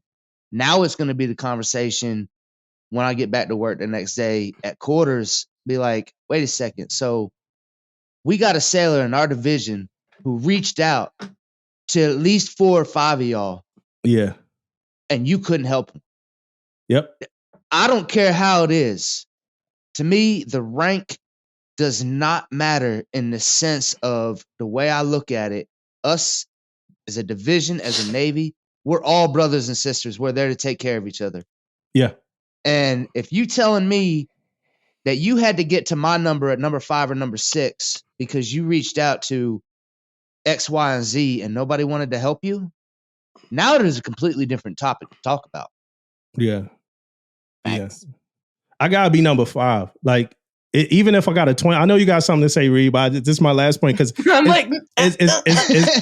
it's very important and it's vital to transformational leadership, whatever it is. But I gotta be number 5. If I got a 25 person division and I'm not number 5, I'm pissed off, man. Don't tell me you got EMF and Jablowski over me, man. Like, EMCS, I'm number 5, man. No, I'm just joking. What you got, Reed? No, I was just going to say is what you were saying, Joe, as far as like, if you get to quarters the next day and so-and-so and so-and-so didn't help out drunk person, then they're going to be in trouble. Me, as being one of the people who would have been called, I would go help them no matter what, because of me or how I am as a person. But me being that drunk person, like saying, oh, I called so-and-so and so-and-so and they didn't come get me, I'm not about to drop names. I'm not trying to get these people in trouble because I was dumb and I got drunk. Like, I'm not going to drop names to you to be in trouble with you, and then now also them. Like, I'm gonna just sit there and be quiet. Like, no. I got something to say. So this is, you know what, and I'm gonna go with my RDiv buddy here because we're pretty abrasive at certain times, and I think it comes across with what we deal with. When you're dealing with, and correct me if I'm wrong or whether you feel different, when you're dealing with life-saving equipment, when you're dealing with stuff that can potentially kill somebody, if they go in and PMS wasn't done correctly on the hose, the SCBA, whatever it is, and they run into a space, and next thing you know, they're trying to use their equipment. So, like, I'm a very abrasive person. However, I've had many of those conversations with my division where I've gotten them all there and I go off. I go ham. And I would potentially do that too, but I don't need names. I could care less about the names. The point is, I know a sailor within our own division reached out, and we're supposed to be close because we teach, with the exception of, like, I think our SEALs, our EOD guys, and everything else that we got in our service, our div, we teach brotherhood and sisterhood no matter up and down the chain, because we have to be able to look to the next person if we're in a fire and rely on them to help save our life, and us do the same for them. Yeah. So it's like there is a certain bond and connectiveness there. And when you're not willing to do that in any situation, I'm going to have a problem. I don't need your name. Everybody's going to get the business. Everybody across the board is going to get the business. So that was my point. My point was that too. I would never call names either way. If you told me the names, I still wouldn't say their name. Nope. You know what I mean? Out there, I just reiterate it because sometimes that's what we need. We need to reiterate the issue and help each other out. So that's what I would have did. I would have got up there and said, hey, if we need help, anybody need help. If you couldn't have helped them, you should have been trying to call somebody else. Whatever the case may be. But I most definitely, I'm with you, Reed. I wouldn't have called them out because I know someone else can call them at a different time. Right. So I'm just want to reiterate and make sure I don't down their credibility, because if I down their credibility, ain't nobody going to call them. You know what I mean? So I want to make sure, reiterate the situation, reiterate how we are family, how we are a team, and we all this stuff. And, and then go from there. I got a question though. I think it's going to be for you, Reed, because Jamie been around the block. She got a little bit more time. And so my question for you. Are you calling me old? No, I don't think so. You know what I'm saying? Definitely not old. You know what I mean? I'm just the baby of the group. Yeah, let's be honest. yeah, and I think and I think Jamie kind of like she probably I think I know what her answer would be. But like, let's say that this same person tells you this. Honestly, let me be honest. I'm not interested in what a first class thinks about this question. That's probably the most honest I could be, because I know a first class is going to have the answer that I know a first class will have. Let's say the same. I appreciate the honesty. Yeah, let's say the same person called you about 3 to 4 times a week for like a 3-week period, right? What do you do? What do you mean? Like the same person called you, I'm drunk, I'm fucked up, come pick me up. Oh, called me for the I'm drunk thing? About 3 to 4 times a week for a 3-week period. Now you probably see why I ain't want to ask you this question, Jamie. But like about 3 to 4 times a week for like a 3-week period. What's your thoughts and what do you think you should do at that moment? So honestly, I don't want to say that it's going to depend on my relationship with that person, but I mean, it does. If I'm friends with that person, I'm going to pick them up and be like you said earlier, like, get in the car. Like, come on, quit being dumb. You're stupid. Like, you're drunk again. Quit being crazy. But if somebody calls me, I mean, I'm still going to go no matter what. Because if you're calling me, I got 2 kids. Like, that I better be one of your last resorts. Like, if you're going to call me, I'm going to go. But if I'm not, quote unquote, friendly with you, I'm probably going to be a little bit irritated, like a little bit standoffish. But I know that I shouldn't be like that, because I'm glad that you called me. At least now I know that you're going to get home safe even though you're being stupid. Am I going to be irritated? Yes. What do you get to a point where that's a great answer, and that's the reason that I wanted to ask you. You know what I'm saying? Do you ever get to a point where you start to think like, man, I need to talk to somebody else about this because this is starting to be too much? Yeah, for me personally, if it ever gets to the point where they're calling me all the time, and if I ever look at my phone and I see their name on my phone, and I'm like, dang, I don't want to answer that. I know I need to talk to somebody else. I know that it's a problem for me now, so it's a problem for them, and I need to be not the most senior person with the secret. I need someone else to be involved. Yeah, because if I ever am like, I don't want to talk, I'm not answering, I'm not going anymore, that's where it's a problem. Yeah. So natural mind, right? You and your rank that you are, who you are, who the first person that you would go to? Who do you think you would kind of talk to first? And I'm not looking for like the textbook. I'm not looking for like the textbook answer. Just who would you talk to if you started seeing like this being a problem, an issue? So, at my command I'm at now? No, period. Like probably one of my. Well, that's where I think it matters as far because the time that I've spent at each place. Like my command that I'm at now, I'd probably talk to one of my first classes that isn't my LPO, just to kind of gauge what they're gonna say, and then maybe take it to my LPO. At my last command, I would go talk to my chief, because me and him are like this. Like, we had such good rapport. I could talk to him about anything. I'd be like, look, this person's being dumb, getting drunk all the time and calling me. Yeah. Like, I don't mind to go pick them up, but it's all the time. What do I do? You know? Yeah. I think it depends on your relationship with those people. Like I said, I don't have a great relationship with my chain at my command right now. It's not bad, but it's not open as it was at my last command. Yeah. I think you're full of it. You would call me first. You are literally in California. I am in Virginia. Hey, Jamie. What good are you going to be to me all the way out there? Jamie. Is Jamie still here? Yeah, I'm here. I'm here. Sorry, I just had to unmute it. Do you have anything to add to that thought? Yeah, I think what you're missing is asking that person what's going on. You know, because it could be family drama, it could be work drama, it could be mental health, or it could be a drinking problem. But if we don't ask the question about what's going on, what, really, and get into those deep facts, we don't know what resource that person needs, and they could just keep on, we could say, hey, you've got a drinking problem and go to DAPA, but maybe that's not the reason why they were drinking in the first place. Maybe it was, the spouse or whatever. So the first thing I think would be to ask that person, hey, this is the third time you called me in 2 weeks. What's going on? Why are you drinking so heavily? And then have that conversation. I didn't think about that. That's actually a really good point. Well, because they say sometimes the drink is not the problem. Sometimes the drink is the solution.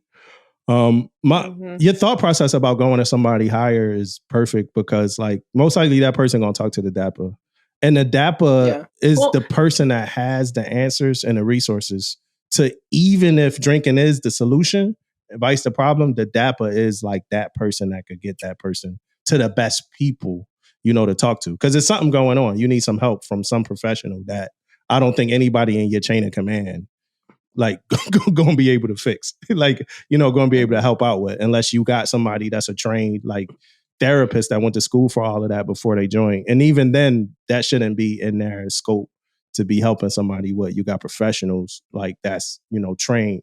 Damon and Joe, y'all got any thoughts on that? Go ahead, Joe. I mean, honestly, I think they both kind of really combined. They hit the nail right on the head. Eventually, yes, if it starts becoming a recurring thing, you're going to go get help from somewhere else. If you don't think you're in a position based on your rank, just like Reed was talking about, for her, she's going to seek help from somebody higher rank. And even if it might not be the right person, they're probably at that point at their rank and at their experience in the Navy going to be able to get them to the right person, like the DAPA or somebody else.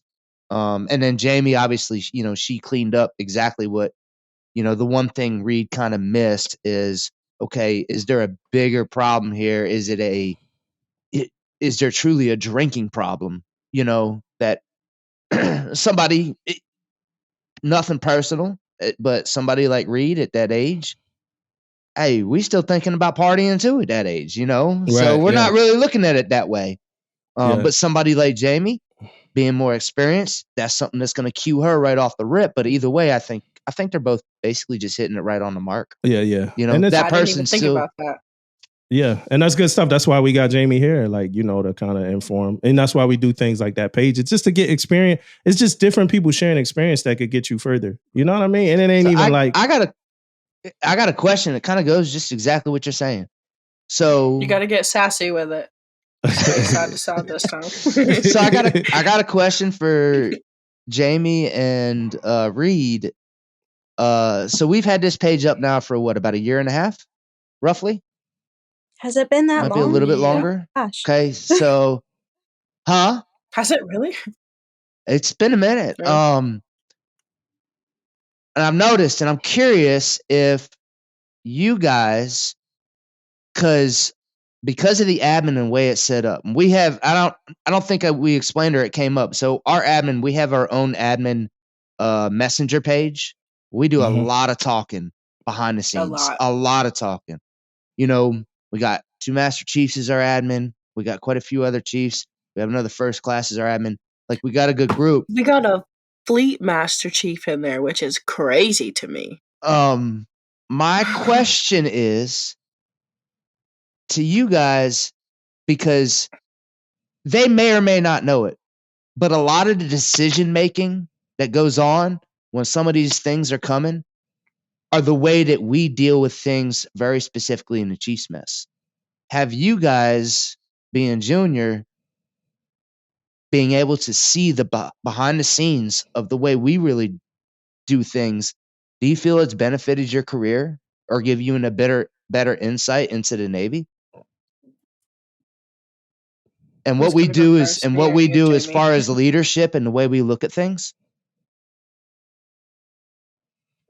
I want to hear Jamie first, actually. Yeah, Jamie, you go first. You know, I've definitely learned a lot with the behind the scenes look. And, you know, a lot of times, like I mentioned before, I've been in first class and riding the merry-go-round, round and round. But truthfully, I wasn't ready to be the chief because of some of the things that I've learned through the page, some of the things I've learned in the position I am now at work. And I'm like, man, I would have really royally screwed up everything if I'd have had anchors on before my time, you know. But watching how we come to a conclusion and then come out and say this is what it is as a one front, that's powerful, you know. And then we back it up like that. So I think that's what I've learned most.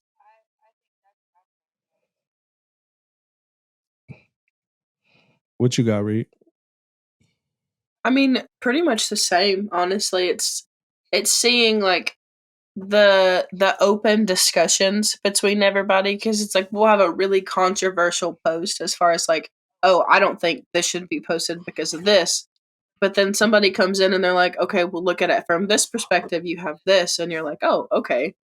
I like it. I don't know. For me, it's taught me to see it the way that I see it, but then also step back and look at how other people may see a situation. And like, I think it's helped me in that regard, as far as like just seeing everything more clearly, like the bigger picture, I guess. Yeah, it's crazy, Jamie.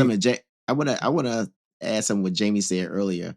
Hey, Jamie, none of us is ready. You know what I mean? Things gonna happen. You're right.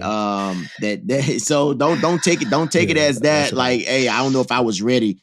And we always learning. We learning every day. So don't take it as I mean, I don't know what I would have did if I would have put on anchors before. No, we always learning. We learn on the job. So don't look at. I want you looking at it like that. And that's what I was going to talk about, because I remember like being like, yo, I need to be able to do like 95 push-ups straight if I want to be a chief. I need to be able to do like 85 curl-ups straight. I had like, I need that. And then I need this technical expertise. I need to know this. I need to be able to recite the 300. I need to be able to do this. I'm not this. I'm not this. I'm not that. And the crazy thing is all of us are always going to be like a work in progress. And that's one of the things I really, really want people to know more than anything else, is that when they are talking to like a chief or somebody like that, they are talking to somebody that's not perfect, somebody that's a work in progress, and somebody that was not ready to do whatever that they did whenever it happened. You know what I mean? I remember when I made senior, I'm like, yo, am I like ready to be a senior chief? Like, am I ready to? I remember my chief. Am I ready to be a chief? I remember when I made first. Am I ready to be? Like, I think I questioned like how ready. I remember when they made me works in a soup as a third class. I'm like, yo, am I ready to like tell people they got to do PMS? You know, so we do. That's like a natural thought. Like we question like what we ready for. Hey, Jamie, you sound like you ready. You know I want to add one more thing to that, man. And for one of my examples was, Jamie, do you know how long it took me to stop saying when I was the LPO? Forever. Like, I used to always tell my LPOs, man, I did it like this when I was the LPO. And then I had to sit back and I had to think for a minute. And I was like, you know what? And I think me and Dumbo had this conversation, and we had to be like, you know what, man? We all think different. We do things differently. We learn differently and all this stuff. So as long as we getting the job done, you got to learn how to, you know, what I call, you know, evaluate and adapt and all that type of stuff, you know what I mean, to certain situations.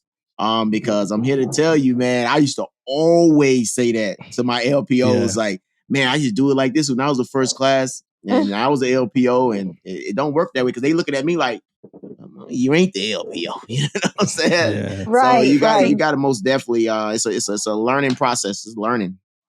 Yeah, I got punched in the face a million times my first year as a chief.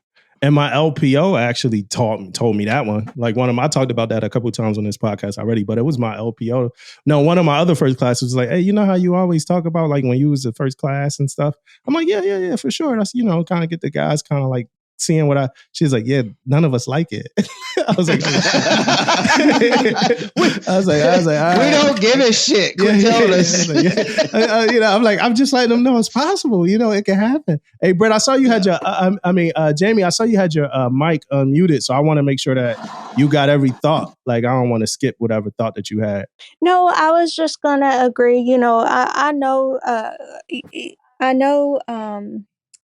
that none of us are ready for for the different quals and everything like that, and that actually reassures me personally to know that hey, if this time is my time, then I won't be ready, and that's okay.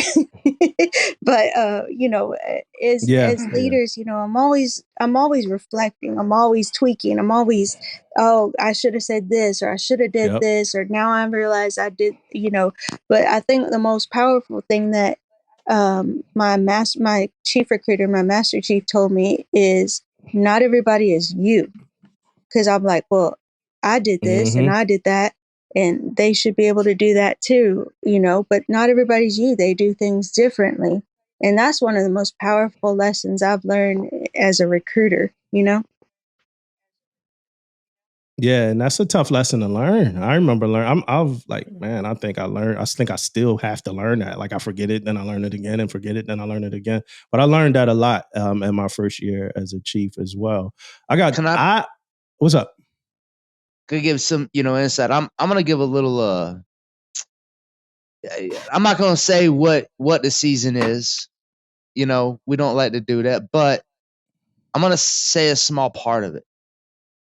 And it doesn't.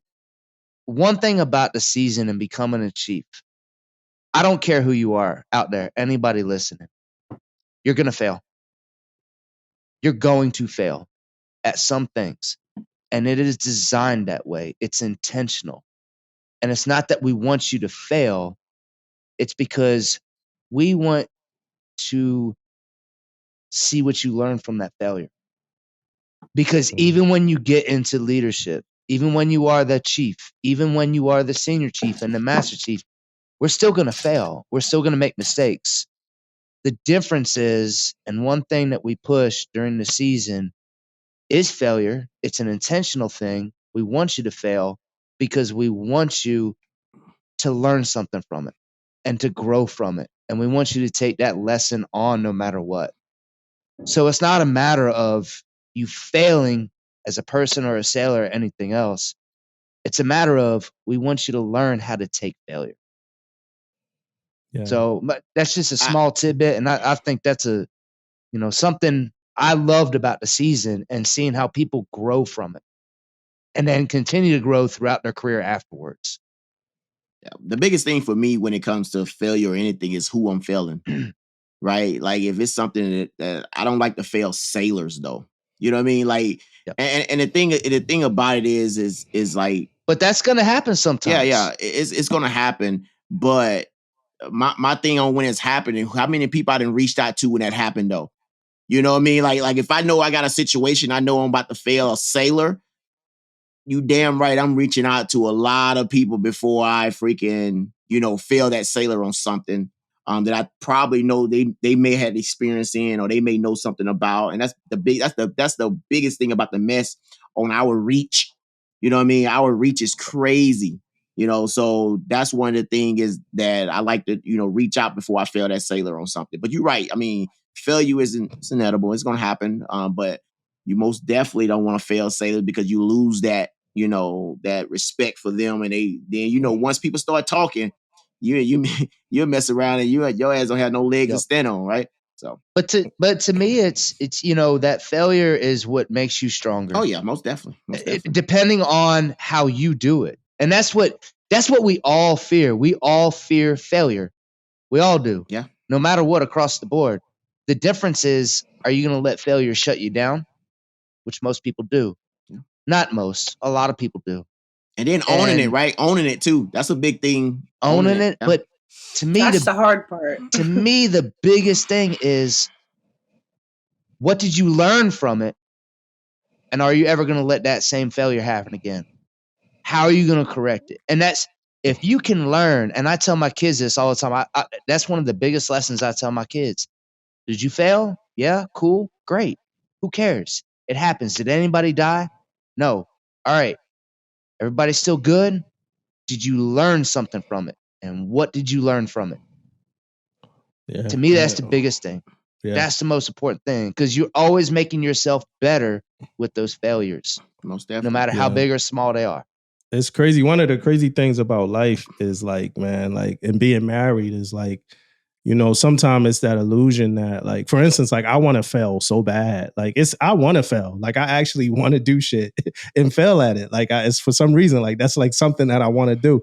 But it's like, you know, life is like, damn, like, it's like, damn, I can't even fail. Like, I'm married. Like, you know what I'm saying? Like, I can't even fucking fail the way I want to fail. Right. You know what I mean? But like I said, that's, you know, that's an illusion, because if you got somebody with you, they with you. But I don't want to extend that conversation. That's just my own thought. I've been thinking about it recently for a while. Like, yo, I want to fail, man. Like I don't know why. Like, somebody please help me fail at something. You know, but like, you know, but the reason why I say that is because you get old, you start having family, you start having kids, and sometimes you stop like making attempts because of a fear that, like Damon said, you know, when he's talking about sellers, but it's a fear that you're going to fail other people and you're going to bring them, you know, down with you. And sometimes that's rough. That's one of them rough things. And I'm reading a good book about it right now. But I want to get off that. I got two more questions, and then I want to circle back a little bit to the Facebook page. And I don't want to keep y'all here for too much more time. And then whatever questions Damon got. All right, those aren't my jets this time, just to let you know. Yeah. Those are my jets. Sorry, I don't know how to turn my speaker thing off. Yeah. I thought it sounded like the White Walker War. Like, I thought it was some crazy shit. The Dothraki was getting killed back there. So I thought, so here's my well, damn, it was a great segue, but scrap the segue. I'm gonna ask the other question that's not related to the question that we were the topic we were just talking about. It's a lighter question. If you wanted to open a business right outside of a military base, right? I've never asked a question this standard ever before, but I think it's a fun question. If you wanted to open a business right outside of a military base, what would it be? Woodworking. Okay, woodworking. That's a good one. What about you, Damon? Reed, what about you? No, you go. I think it's what I already seen before, man. I think that the tailoring and all that stuff, man, I think that's a good that's shot. My answer. But that's my answer. Yeah, hey, I'm telling you, man, that gotta be a killing, right? Dry cleaning, tailoring. Same day. Let me service. ask you this. Do you know how much I can get for one of my plaques that I make for a sailor of the quarter? I can get anywhere between $60 and $100 for one plaque. How many commands are doing a sailor of the quarter, sailor of the year, et cetera, et cetera, et cetera? Then you got your going aways. Then you got this and that and everything else. Oh, but how many plaques can you make in a week? You do the plaques? He gonna need a team. Look. I could by myself, I can easily push out probably about 30 plaques in one day. You do those plaques? If I have the material. They come over. I said, you hit those plaques up. They come right over to me and Damon and Taylor in Alteration Shop. And they, you know, hey, I'll give you anything. But I'm getting $100. I'm getting $100 for my plaques. Oh, I'm charging $100. That's what I was about to say. I'll give you anything to get these tomorrow. All right, give me $100. I'm gonna hit them with the steam press. Like, taking advantage of. I'm not saying you wrong either. By no means. But like some of the things that I can do, like I'm working on one right now that it's. Realistically, I mean, it's a decent sized job. It's not too big, but I'm getting $800 off the rip for it. Yeah, it's a lot of money. It's a lot. I know it's a lot. And I mean, going away, retirement stuff, all that. That's exactly what it is. Yeah, and there's other ones, man. I haven't gotten into some of the actual like shadow boxes and stuff, but I got a buddy of mine does shadow boxes. He any shadow box he does the chests. Really nice chests. Yeah. Open up everything. he's never charging less than $2,000 for that thing. Yeah, I was gonna say that's thousands. Nice. Yeah. What about you, Reed? What you open up? 100% Starbucks or Chick-fil-A. Starbucks and Chick-fil-A. Drive through on the way to bed because they're both just firing them out.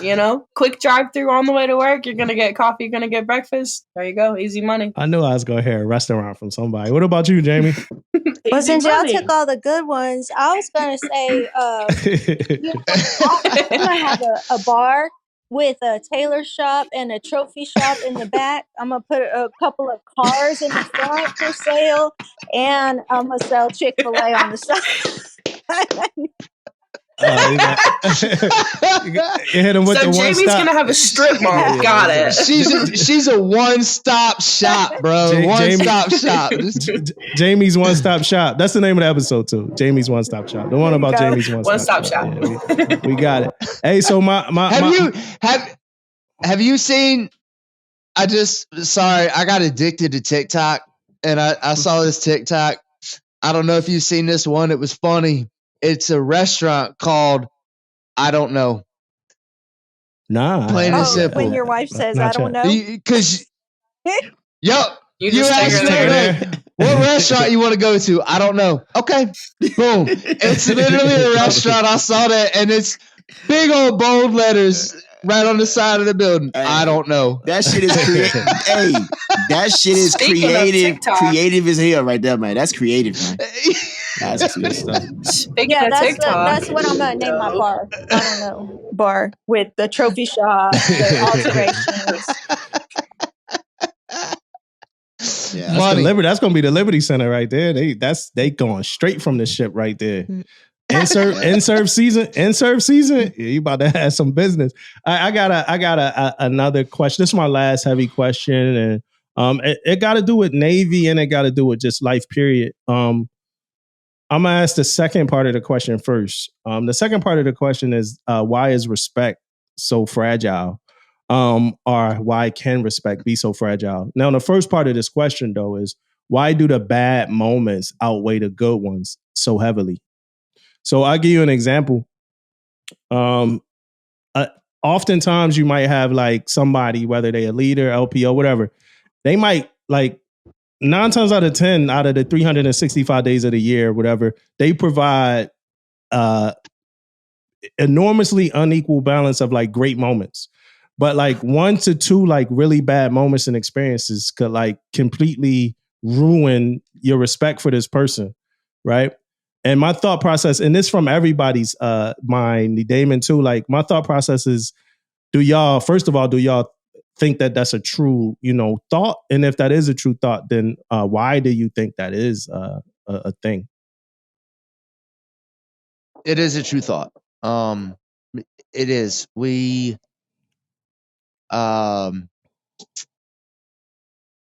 I think, it's human nature, and I'm sure there's some type of psychological aspect to it. But when we have somebody that's, constantly getting a job done, successful, doing what they're supposed to do, we take it for granted. We just look at that person and like, all right, they good. But then when that person messes up, gets the DUI, whatever it is, you know what I mean? I think part of us looks at that person and thinks, how you're so squared away. How could you make this mistake? How could you? And then, unfortunately, I think we dwell on it. I don't think we should. And I typically don't, but we do see it. And you're right. It happens. Yeah. It's a regular thing. We as people look at social media, look at the news, look at our climate today overall as a country and a world. What do we focus on more? Do we focus more on the good things people do? Or are we focusing more on the bad things people are doing? Yeah, the bad things for sure. As which one gets the most likes on TikTok, on Twitter, on Facebook, on everything? Is it the good things or the bad things that happen? Yeah. It's it's a social construct somehow that we've created. I'm sure there's more to it. I couldn't answer that. But unfortunately, that's what we're slowly, and I think social media has affected that it's more fun for us to see and focus on the bad things. Yeah. And so I think that carries over to our everyday life as well, that we focus more on the bad things that people do than the good things, my opinion. That's what we Yeah. use in marketing. I mean, people don't follow the shade room because of the positive quotes or whatever. You know what I mean? Like it's we as a society look at bad things, and that is what marketeers, because I'm in the marketing business right now, shoot Mhm. towards, because drama, reality TV, all of that stuff is interesting, and you don't want to watch, somebody that went and planted a bunch of trees on Earth Day, but what I was going to say is, coming from the military perspective, I was an air traffic controller, and our saying was, one oh shit can take away 1,000 attaboys. And that's Yeah. because you can control every single day and perfectly. You have one crash or one near miss, and it's all for nothing, Yeah. It's rough. Reed, what That's you got? rough. I was just gonna say, like, pretty much what they're saying is like the bad things that happen are more memorable. They stand out more than you could do 1,000 good things. You mess up one time, and that's gonna stand out more in people's heads because, like, that's I don't know. I don't know why. I don't know how to explain it. That's what people think of when they think of you. You screw up once, they're gonna think of that first. They may then think of the good, but the first thing they're gonna think of is that screw up. At least from my perspective. Yeah. Now, hey Damon, before you go, because because the one thing I was kind of thinking about was like, even as like, as a leader, chief LPO, you might look out for your seller a million times, like, a million, and then your seller might be like, yo, I don't know what happened. He used to be cool. He used to do this. He used to do this. But this one time he did this, and now I don't trust his ass. like I don't trust him. I can't trust that person. They burned me. I got a question, and I got a question. This is going to kind of, to me, it's going to put it a little bit in perspective. Did everybody hear about 2 months ago where the F-35 crashed into the back of the ship? Yeah. I think so. It was about a month and a half ago. F-35 was I remember coming that. in, Yeah, a month and a half. I remember that. Yeah. Crashed in the back of the ship, right? Uh-huh. People remember that, right? Yeah. Let me ask you this. Did you hear about, remember, or ever see all the other successful landings they had throughout that entire deployment? Nope. Not a one. Not You know what I mean? Bad things are what stand out. Yeah. The good things is like just everyday shit. Like this happens every day. Yeah. That's what's expected. That's the new normal, is just to be perfect all the time. What you got, Naaman? I know you got some thoughts. Well, I can't give a real answer, man. I'm sorry to say it. I can't give a real answer because I think it's all about situational on how big the bad is. You know what I mean? We like taking care of sailors. So if they doing something like, say, for example, gun decking something, we catch them and we're like, oh man, they just gun decked that. But they a brilliant sailor and they be kicking ass. They do this, what we do. We slap them on the hand and say, okay, hey, you can't do that, blah, blah, blah, right? So it ain't as bad, and you may not hear about it as much. May go to DRB and it get pushed to the side. Now you talking about breaking a gas turbine engine. You know what I mean? That's bad. So that bad. You can do whatever you want to do, but you now done messed up $1 million piece of equipment. So yes, it's going to be a little bit different. So I think it's like, depending on the situation, on how bad it is, on what we, do, of course. Like he said, crash a freaking airplane. Yeah, that's freaking huge. You know what I mean? So yeah, that's gonna get the headlines. But look how big that is, though, man. That's huge. So I kind of look at it like that a little bit, but man. My point in bringing up that particular incident is, it's what I think it's what it's starting to become, is that's what society pushes. So over time, us as people, that's what we start focusing on as well in our own lives. Yeah, is why I bring up that one. No. I agree with you totally, but my only objective is the fact that it depends on how big it is. You know what I mean? Yeah. That's it. Yeah. So I got one question for you, Damon. Then I want to circle back to the Facebook page, and we're going to like kind of get out of here. But my question for you is: you ever had like a seller that you took care of a million times over, and then like one thing kind of detached them from you, him or her? One thing they didn't agree with necessarily. I'm trying to think right now, man. Like a sailor that was. If it's that hard to think of, then you probably didn't. No, I don't think so, man. I don't think so. I don't. Okay, that's good. That's good, man. I don't think so. Can I ask a question that's kind of a follow-up to this? Yeah. Because I'm willing to bet that most of us have no idea what this particular person's career was prior to this incident. But everybody has an opinion. What's y'all's thoughts on the CO that was fired from the TR because of the email getting leaked to, I think it was the San Francisco Post, about COVID? And the reality was he was trying to keep his ship safe. And then he gets relieved. And that's all we know and think about that particular CO, whether you know his name or not, unless you've worked with him. He could have had a stellar career before that. Always great. But now he did something that a lot of people thought was bad because he released a problem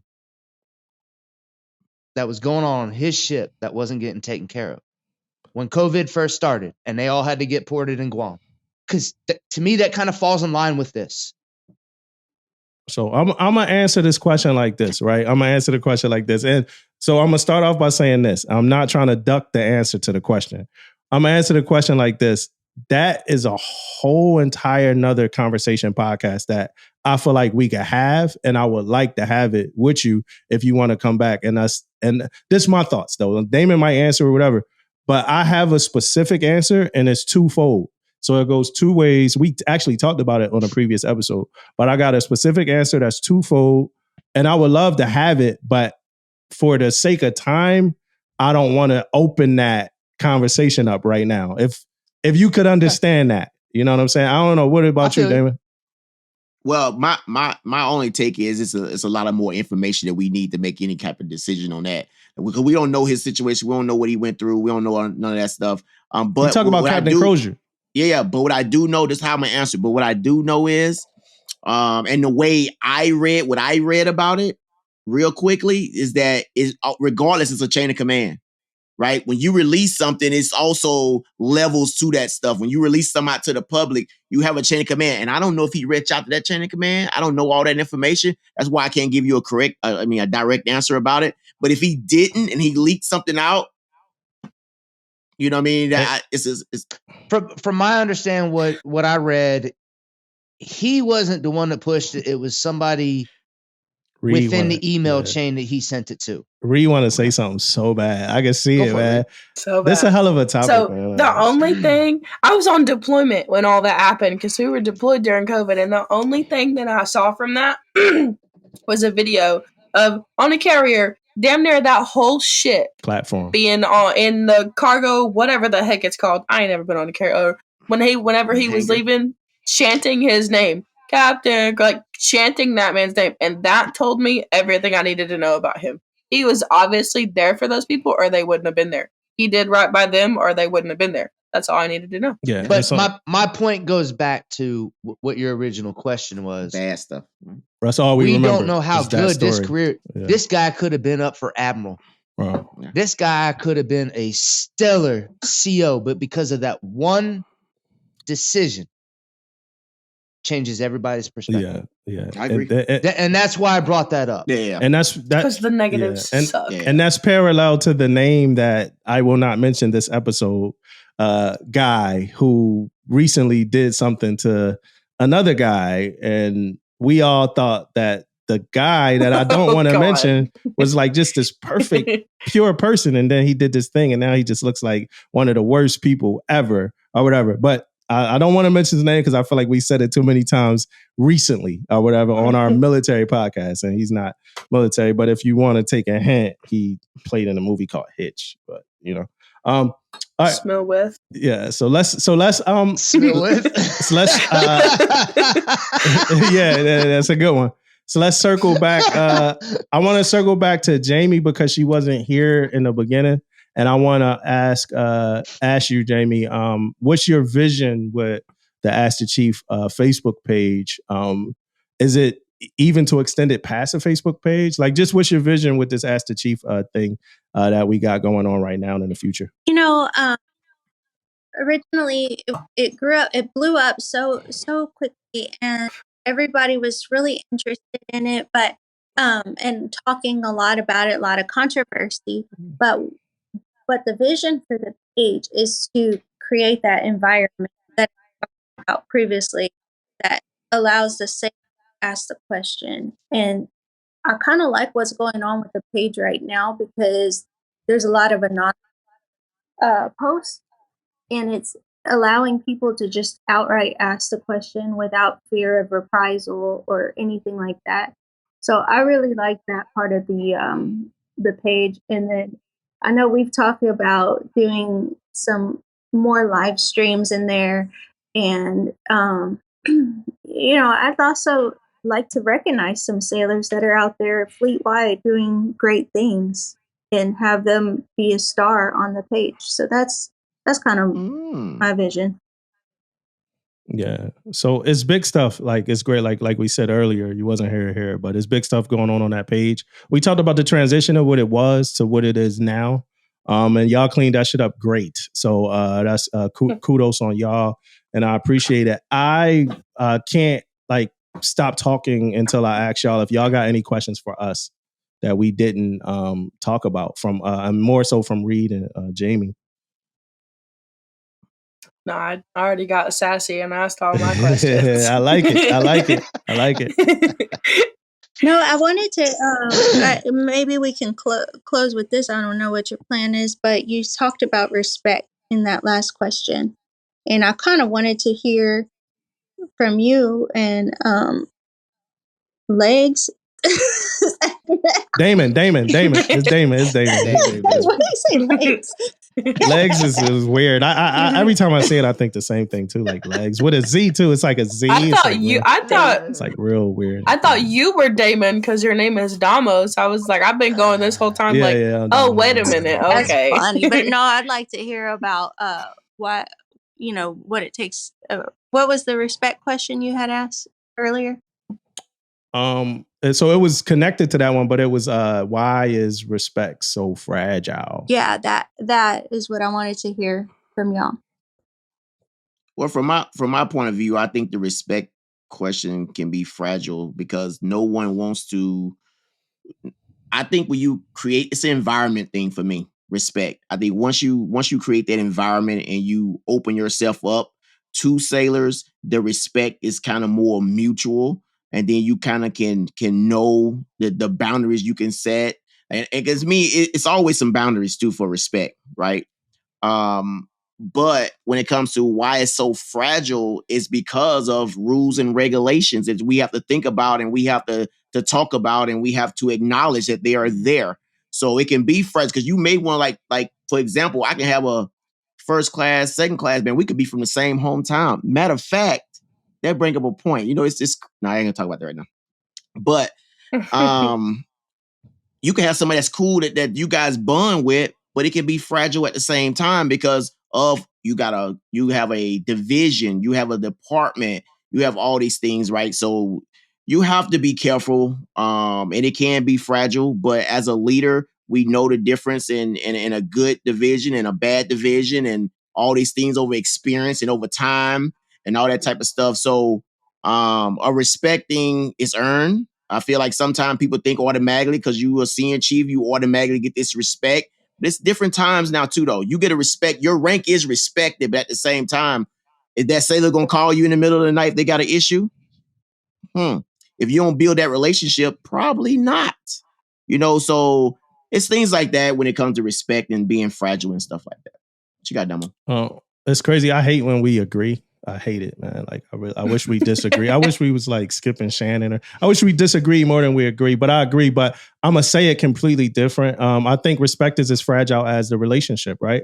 So I'll give you an example. And it don't got nothing to do with the Navy or nothing like that. But my example is this: like as a young person, and I think I want to say it was like '03, I fell in love with like Kanye West, like immersed in whatever Kanye West offered, like hip hop, right? In '05, I re-fell in love. In '07, like Kanye West gave me like 14 years of like, in my opinion, like greatness. Like I would argue anybody about his musical ability, right?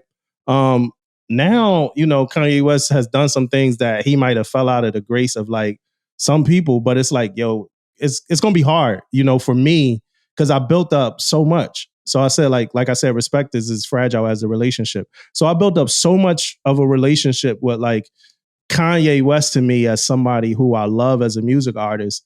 For like, he got like a million passes. Like he got to do a whole lot. You know what I'm saying? Like when he go crazy, when he do something different, or when he do something like when he completely go off the rails, I'm like, yeah, that's Kanye, and he got to come around. He'll get some therapy, he'll get some stuff, he'll come around, he'll come back to making great music again. That's Kanye. I didn't fell in love with Kanye, right? So, but when you're a fickle fan, like when you fickle, it's different because the moment somebody does something, it's like, oh yeah, I can't rock with that. There's been a lot of people, like whether it be music artists or entertainers, that like I didn't build that up with. Like I didn't build up that like trust or whatever like that. So they might have done something, and I'm like, yeah, I'm done with them. Like no, I can't do that, right? And I think that happens in the Navy.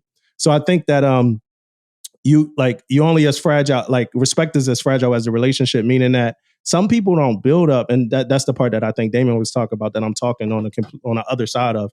I don't think everybody builds up that strong bond, and that bond is different. Like Damon was saying, like a chief can't have that bond with their second class. That's like we hanging out drinking together every weekend, right? But you can have a bond with your sailors, like that's based off respect, that's based off even like knowing about things personal and stuff where they feel like they could go to you, talk to you and stuff like that. And maybe if you do make one mistake or two mistakes, or if they make one mistake or two mistakes, it's a little bit more freedom and forgiving.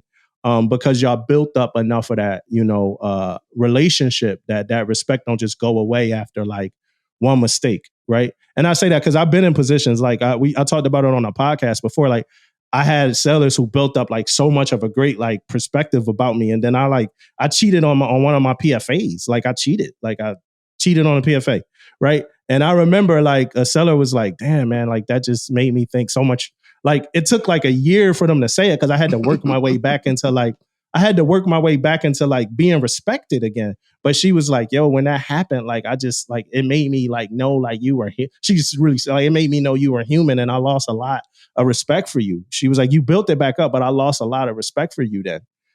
But she had me like up here. But again, it was fickle because the relationship wasn't there, so she didn't know about like my lowest points, my weaknesses, my strengths and stuff like that. Like I was the type that probably was going to cheat on the PFA at the time, at the time that I cheated. And maybe if she would have known that and we had enough grace for that understanding, it wouldn't have been like, damn, yo, who is this dude? Like I completely don't know, because we build up images of people in our head, and it kind of, I hope that kind of answered you, Jamie. Did that answer your question, Jamie? Yeah, no, I like that. I like hearing different perspectives on respect. I got a question, and I mean this is Jamie and Reed might want to hear this. It's something both of you brought up about the relationship with your other sailors, right? Uh-huh. So, do you think? So, we all know, we've seen it. There's sometimes this disconnect between E6 and below and the mess, right? Yeah. Oh, yeah, for sure. Like we don't even got to dance around that. Do you think we create that? Because, and I'm gonna throw this at you. E6 and below, well, E5 and below, it's one up, one down, right? Mm-hmm. That's what's in our instruction. That's what's black and white.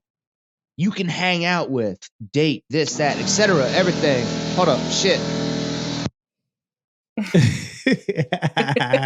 Yeah, All right. so much going on, man. I'm sorry. That was my that was my air The compressor. suspense is killing me. So we can do one up, one down, everything below, right? So now we're hanging. Say me and Jamie, right? We're both first classes together, and we sit there, and we've been first class together at the same command. We've hung out together. We've been friends for 3 years. Our families know each other, etc. All of a sudden, I make chief and she doesn't, and now I have to cut her off because at E7, I have to cut off everybody below that. There's no more one up, one down at that point. And we do that. And that's part of Navy instruction.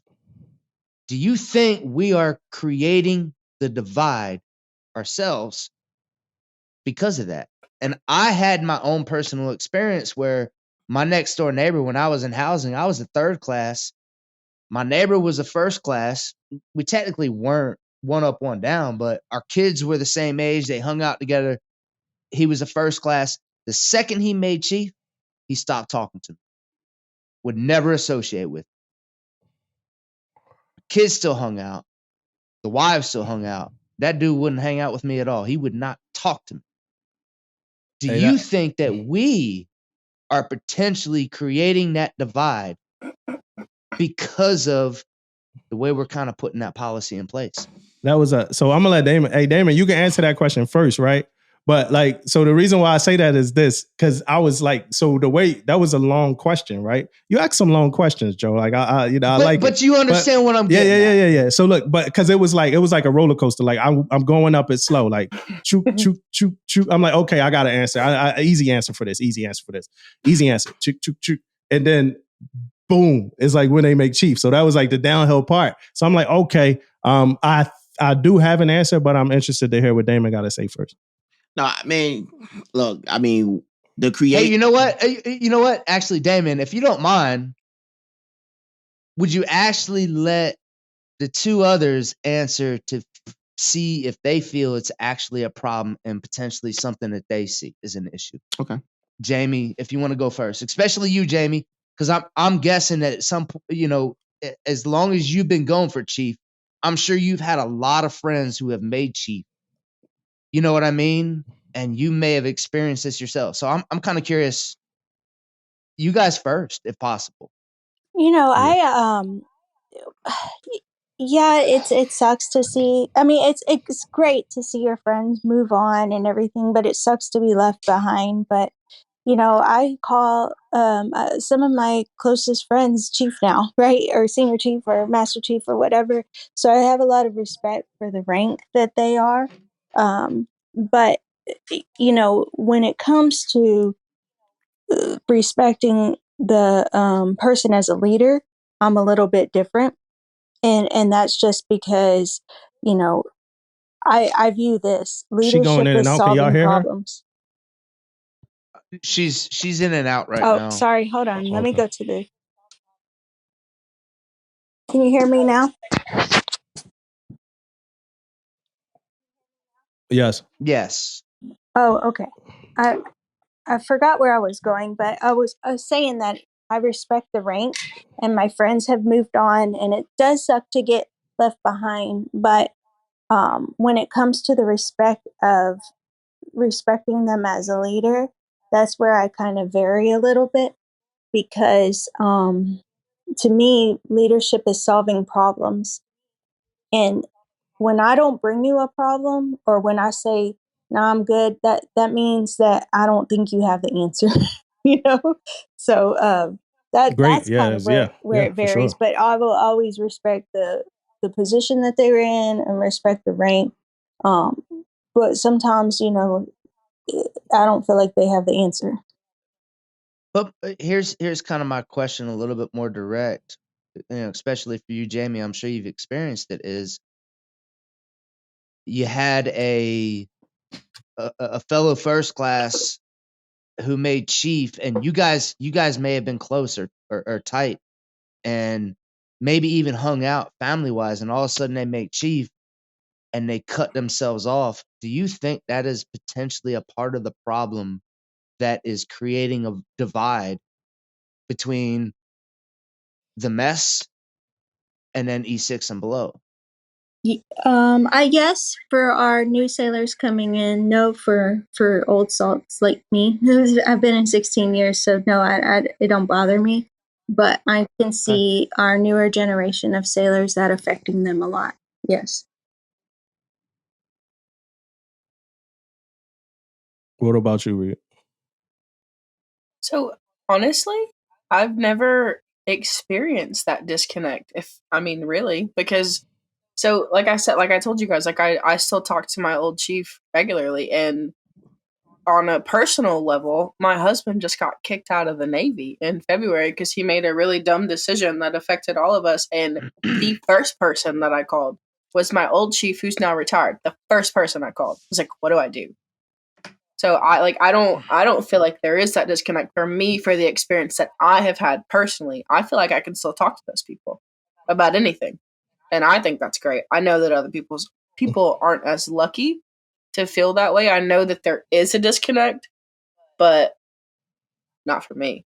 Yeah, so I mean, I might let me know if I answered around it. I'm gonna give you my thoughts on this one, Joe. So my first thought is this: I believe that that the junior sailors might not really have had that experience, just like Reed just said. So they might not really be able to kind of like have their own thought about that disconnect in that way. So if they feel disconnected, in which me and Damon talk about sailors who've been on a ship for like a week saying that they can't trust the mess already, right? So that's coming from somebody else who maybe had that experience. Now, what I will say, like, and I might talk around it, I've become friends with people who left, who we both not on the ship anymore. Um, and I cherish those relationships. I wasn't that friend on the ship, but I become that friends, after the ship. And I'll also say, like I've taken like my first classes out, like on Liberty, for instance, like I've taken my first classes out to eat at like a restaurant. All of them though, like it was 3 of them. So I've taken them all out to like eat at a restaurant on Liberty. And then like we all left. They went with their guys. I went back and I went with some chiefs and stuff like that. So we still hung out and I still talk to them as well offline. The part about making chief when you had a relationship, I think to completely cut off your friendship is weird. I don't know how, and I would need guidance in that realm, and maybe that would come from Damon. But even if I got to cut off my friendship while we at the same command, or we got to move a little different while we at the same command due to the Navy's kind of policy, best believe when we both lead this command, you're going to know that, this, while we're at this command, we can't kind of move like this. Again, though, we needed that equity and relationship and equity and respect that I kind of been talking about, like all episode. Like that, like we're not gonna move like this when we leave here, but this is the way we gotta be in a professional kind of manner. Did that answer the question at all? It did for the most part, but I mean, kind of also. Your specific question is, do I think that it kind of do you think there's something that we need to potentially revise? And the reason I say that, other branches are different. I understand that, like, I think we're very unique in the way we transition from 6 to 7. Yeah. And I think it's better than any branch. But we're the only branch that says, because every other branch's policy is 1 up, 1 down. Yeah. Kind of across the board. So for us, hey, once I made chief, that E6 that I was hanging out with for the last 3 years, I'm not allowed to go out to dinner with them. So in short, I think technically, and you can get in trouble. Like, in short, I think yes, but I want Damon to answer because I know Jamie got to go, and I want us to be able to properly say goodbye to you all at the same time. I want us to be able to properly.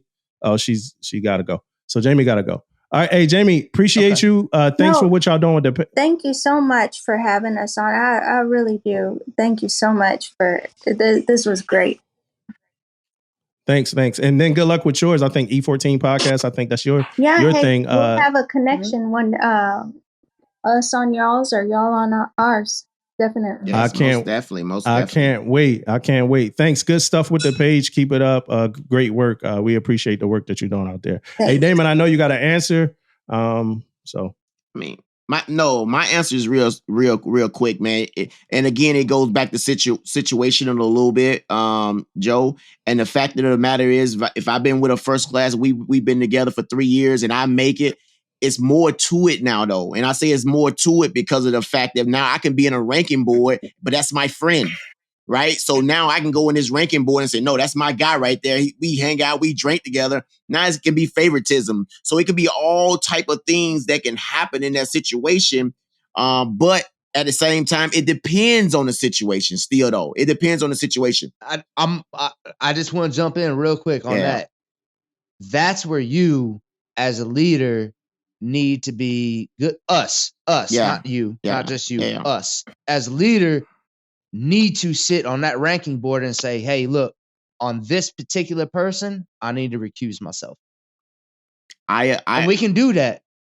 We can do that. We expect the same thing from anybody that's going to possibly know us when our packages get sent up for chief, senior chief, and master chief, right?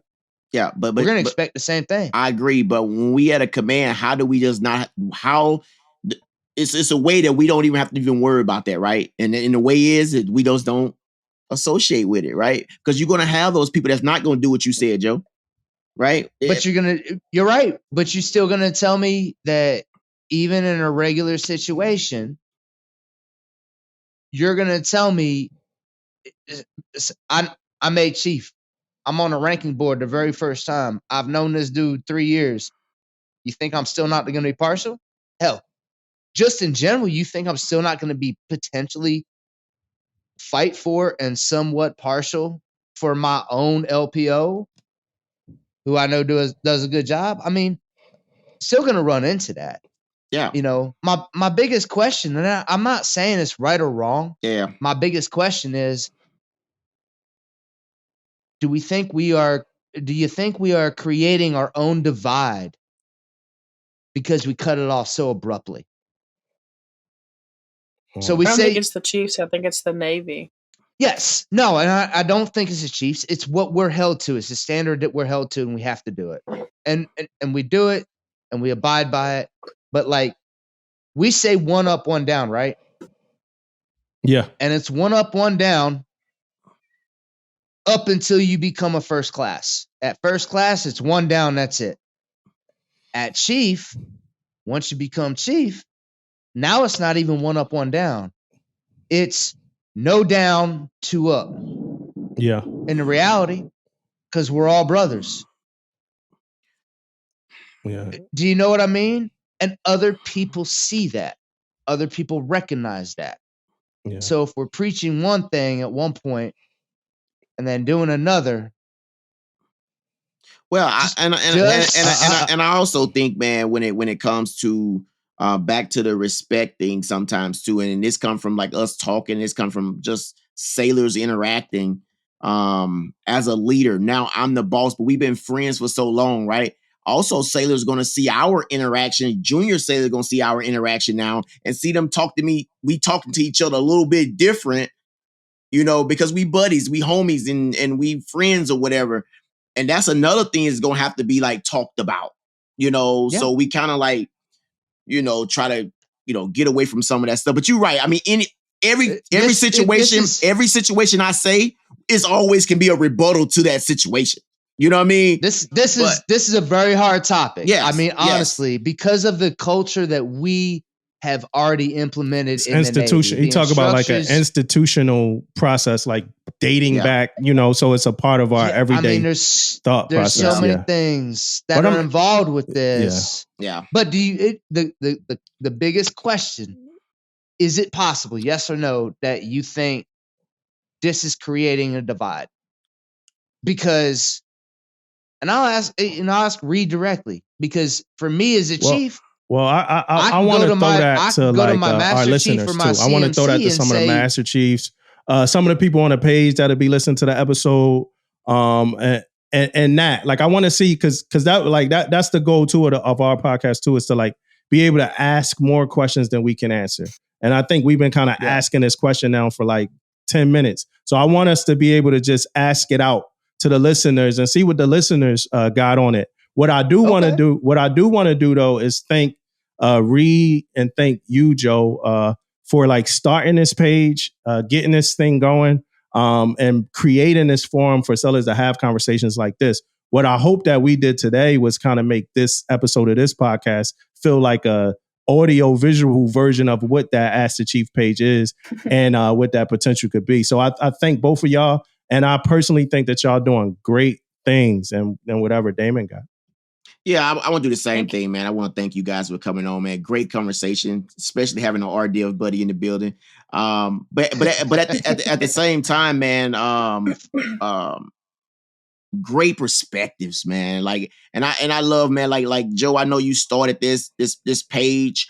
But man, having the foresight to say, you know what, I need some more admin. I'm gonna need some help with this. This stuff is happening. And just all of that stuff that's happening right now, and where the page is right now, man, it's like something to, like, you know, look up to. You know what I mean? So you guys are kicking some butt, man. Keep doing it. Keep helping sailors. And we most definitely got to get you guys back on the page, because we ain't done, Joe. You know we ain't done. Yeah. It's just at, honestly, like, for the audience, it's just at the 244 mark. Like, some of these good topics at the 244 mark, we gonna lose. Like, they not even gonna be able to hear them. Yep. So that's why we want to. I feel you. Yeah, we gonna push for a part 2 to this, man. So we appreciate y'all. We thank y'all. Keep doing good stuff.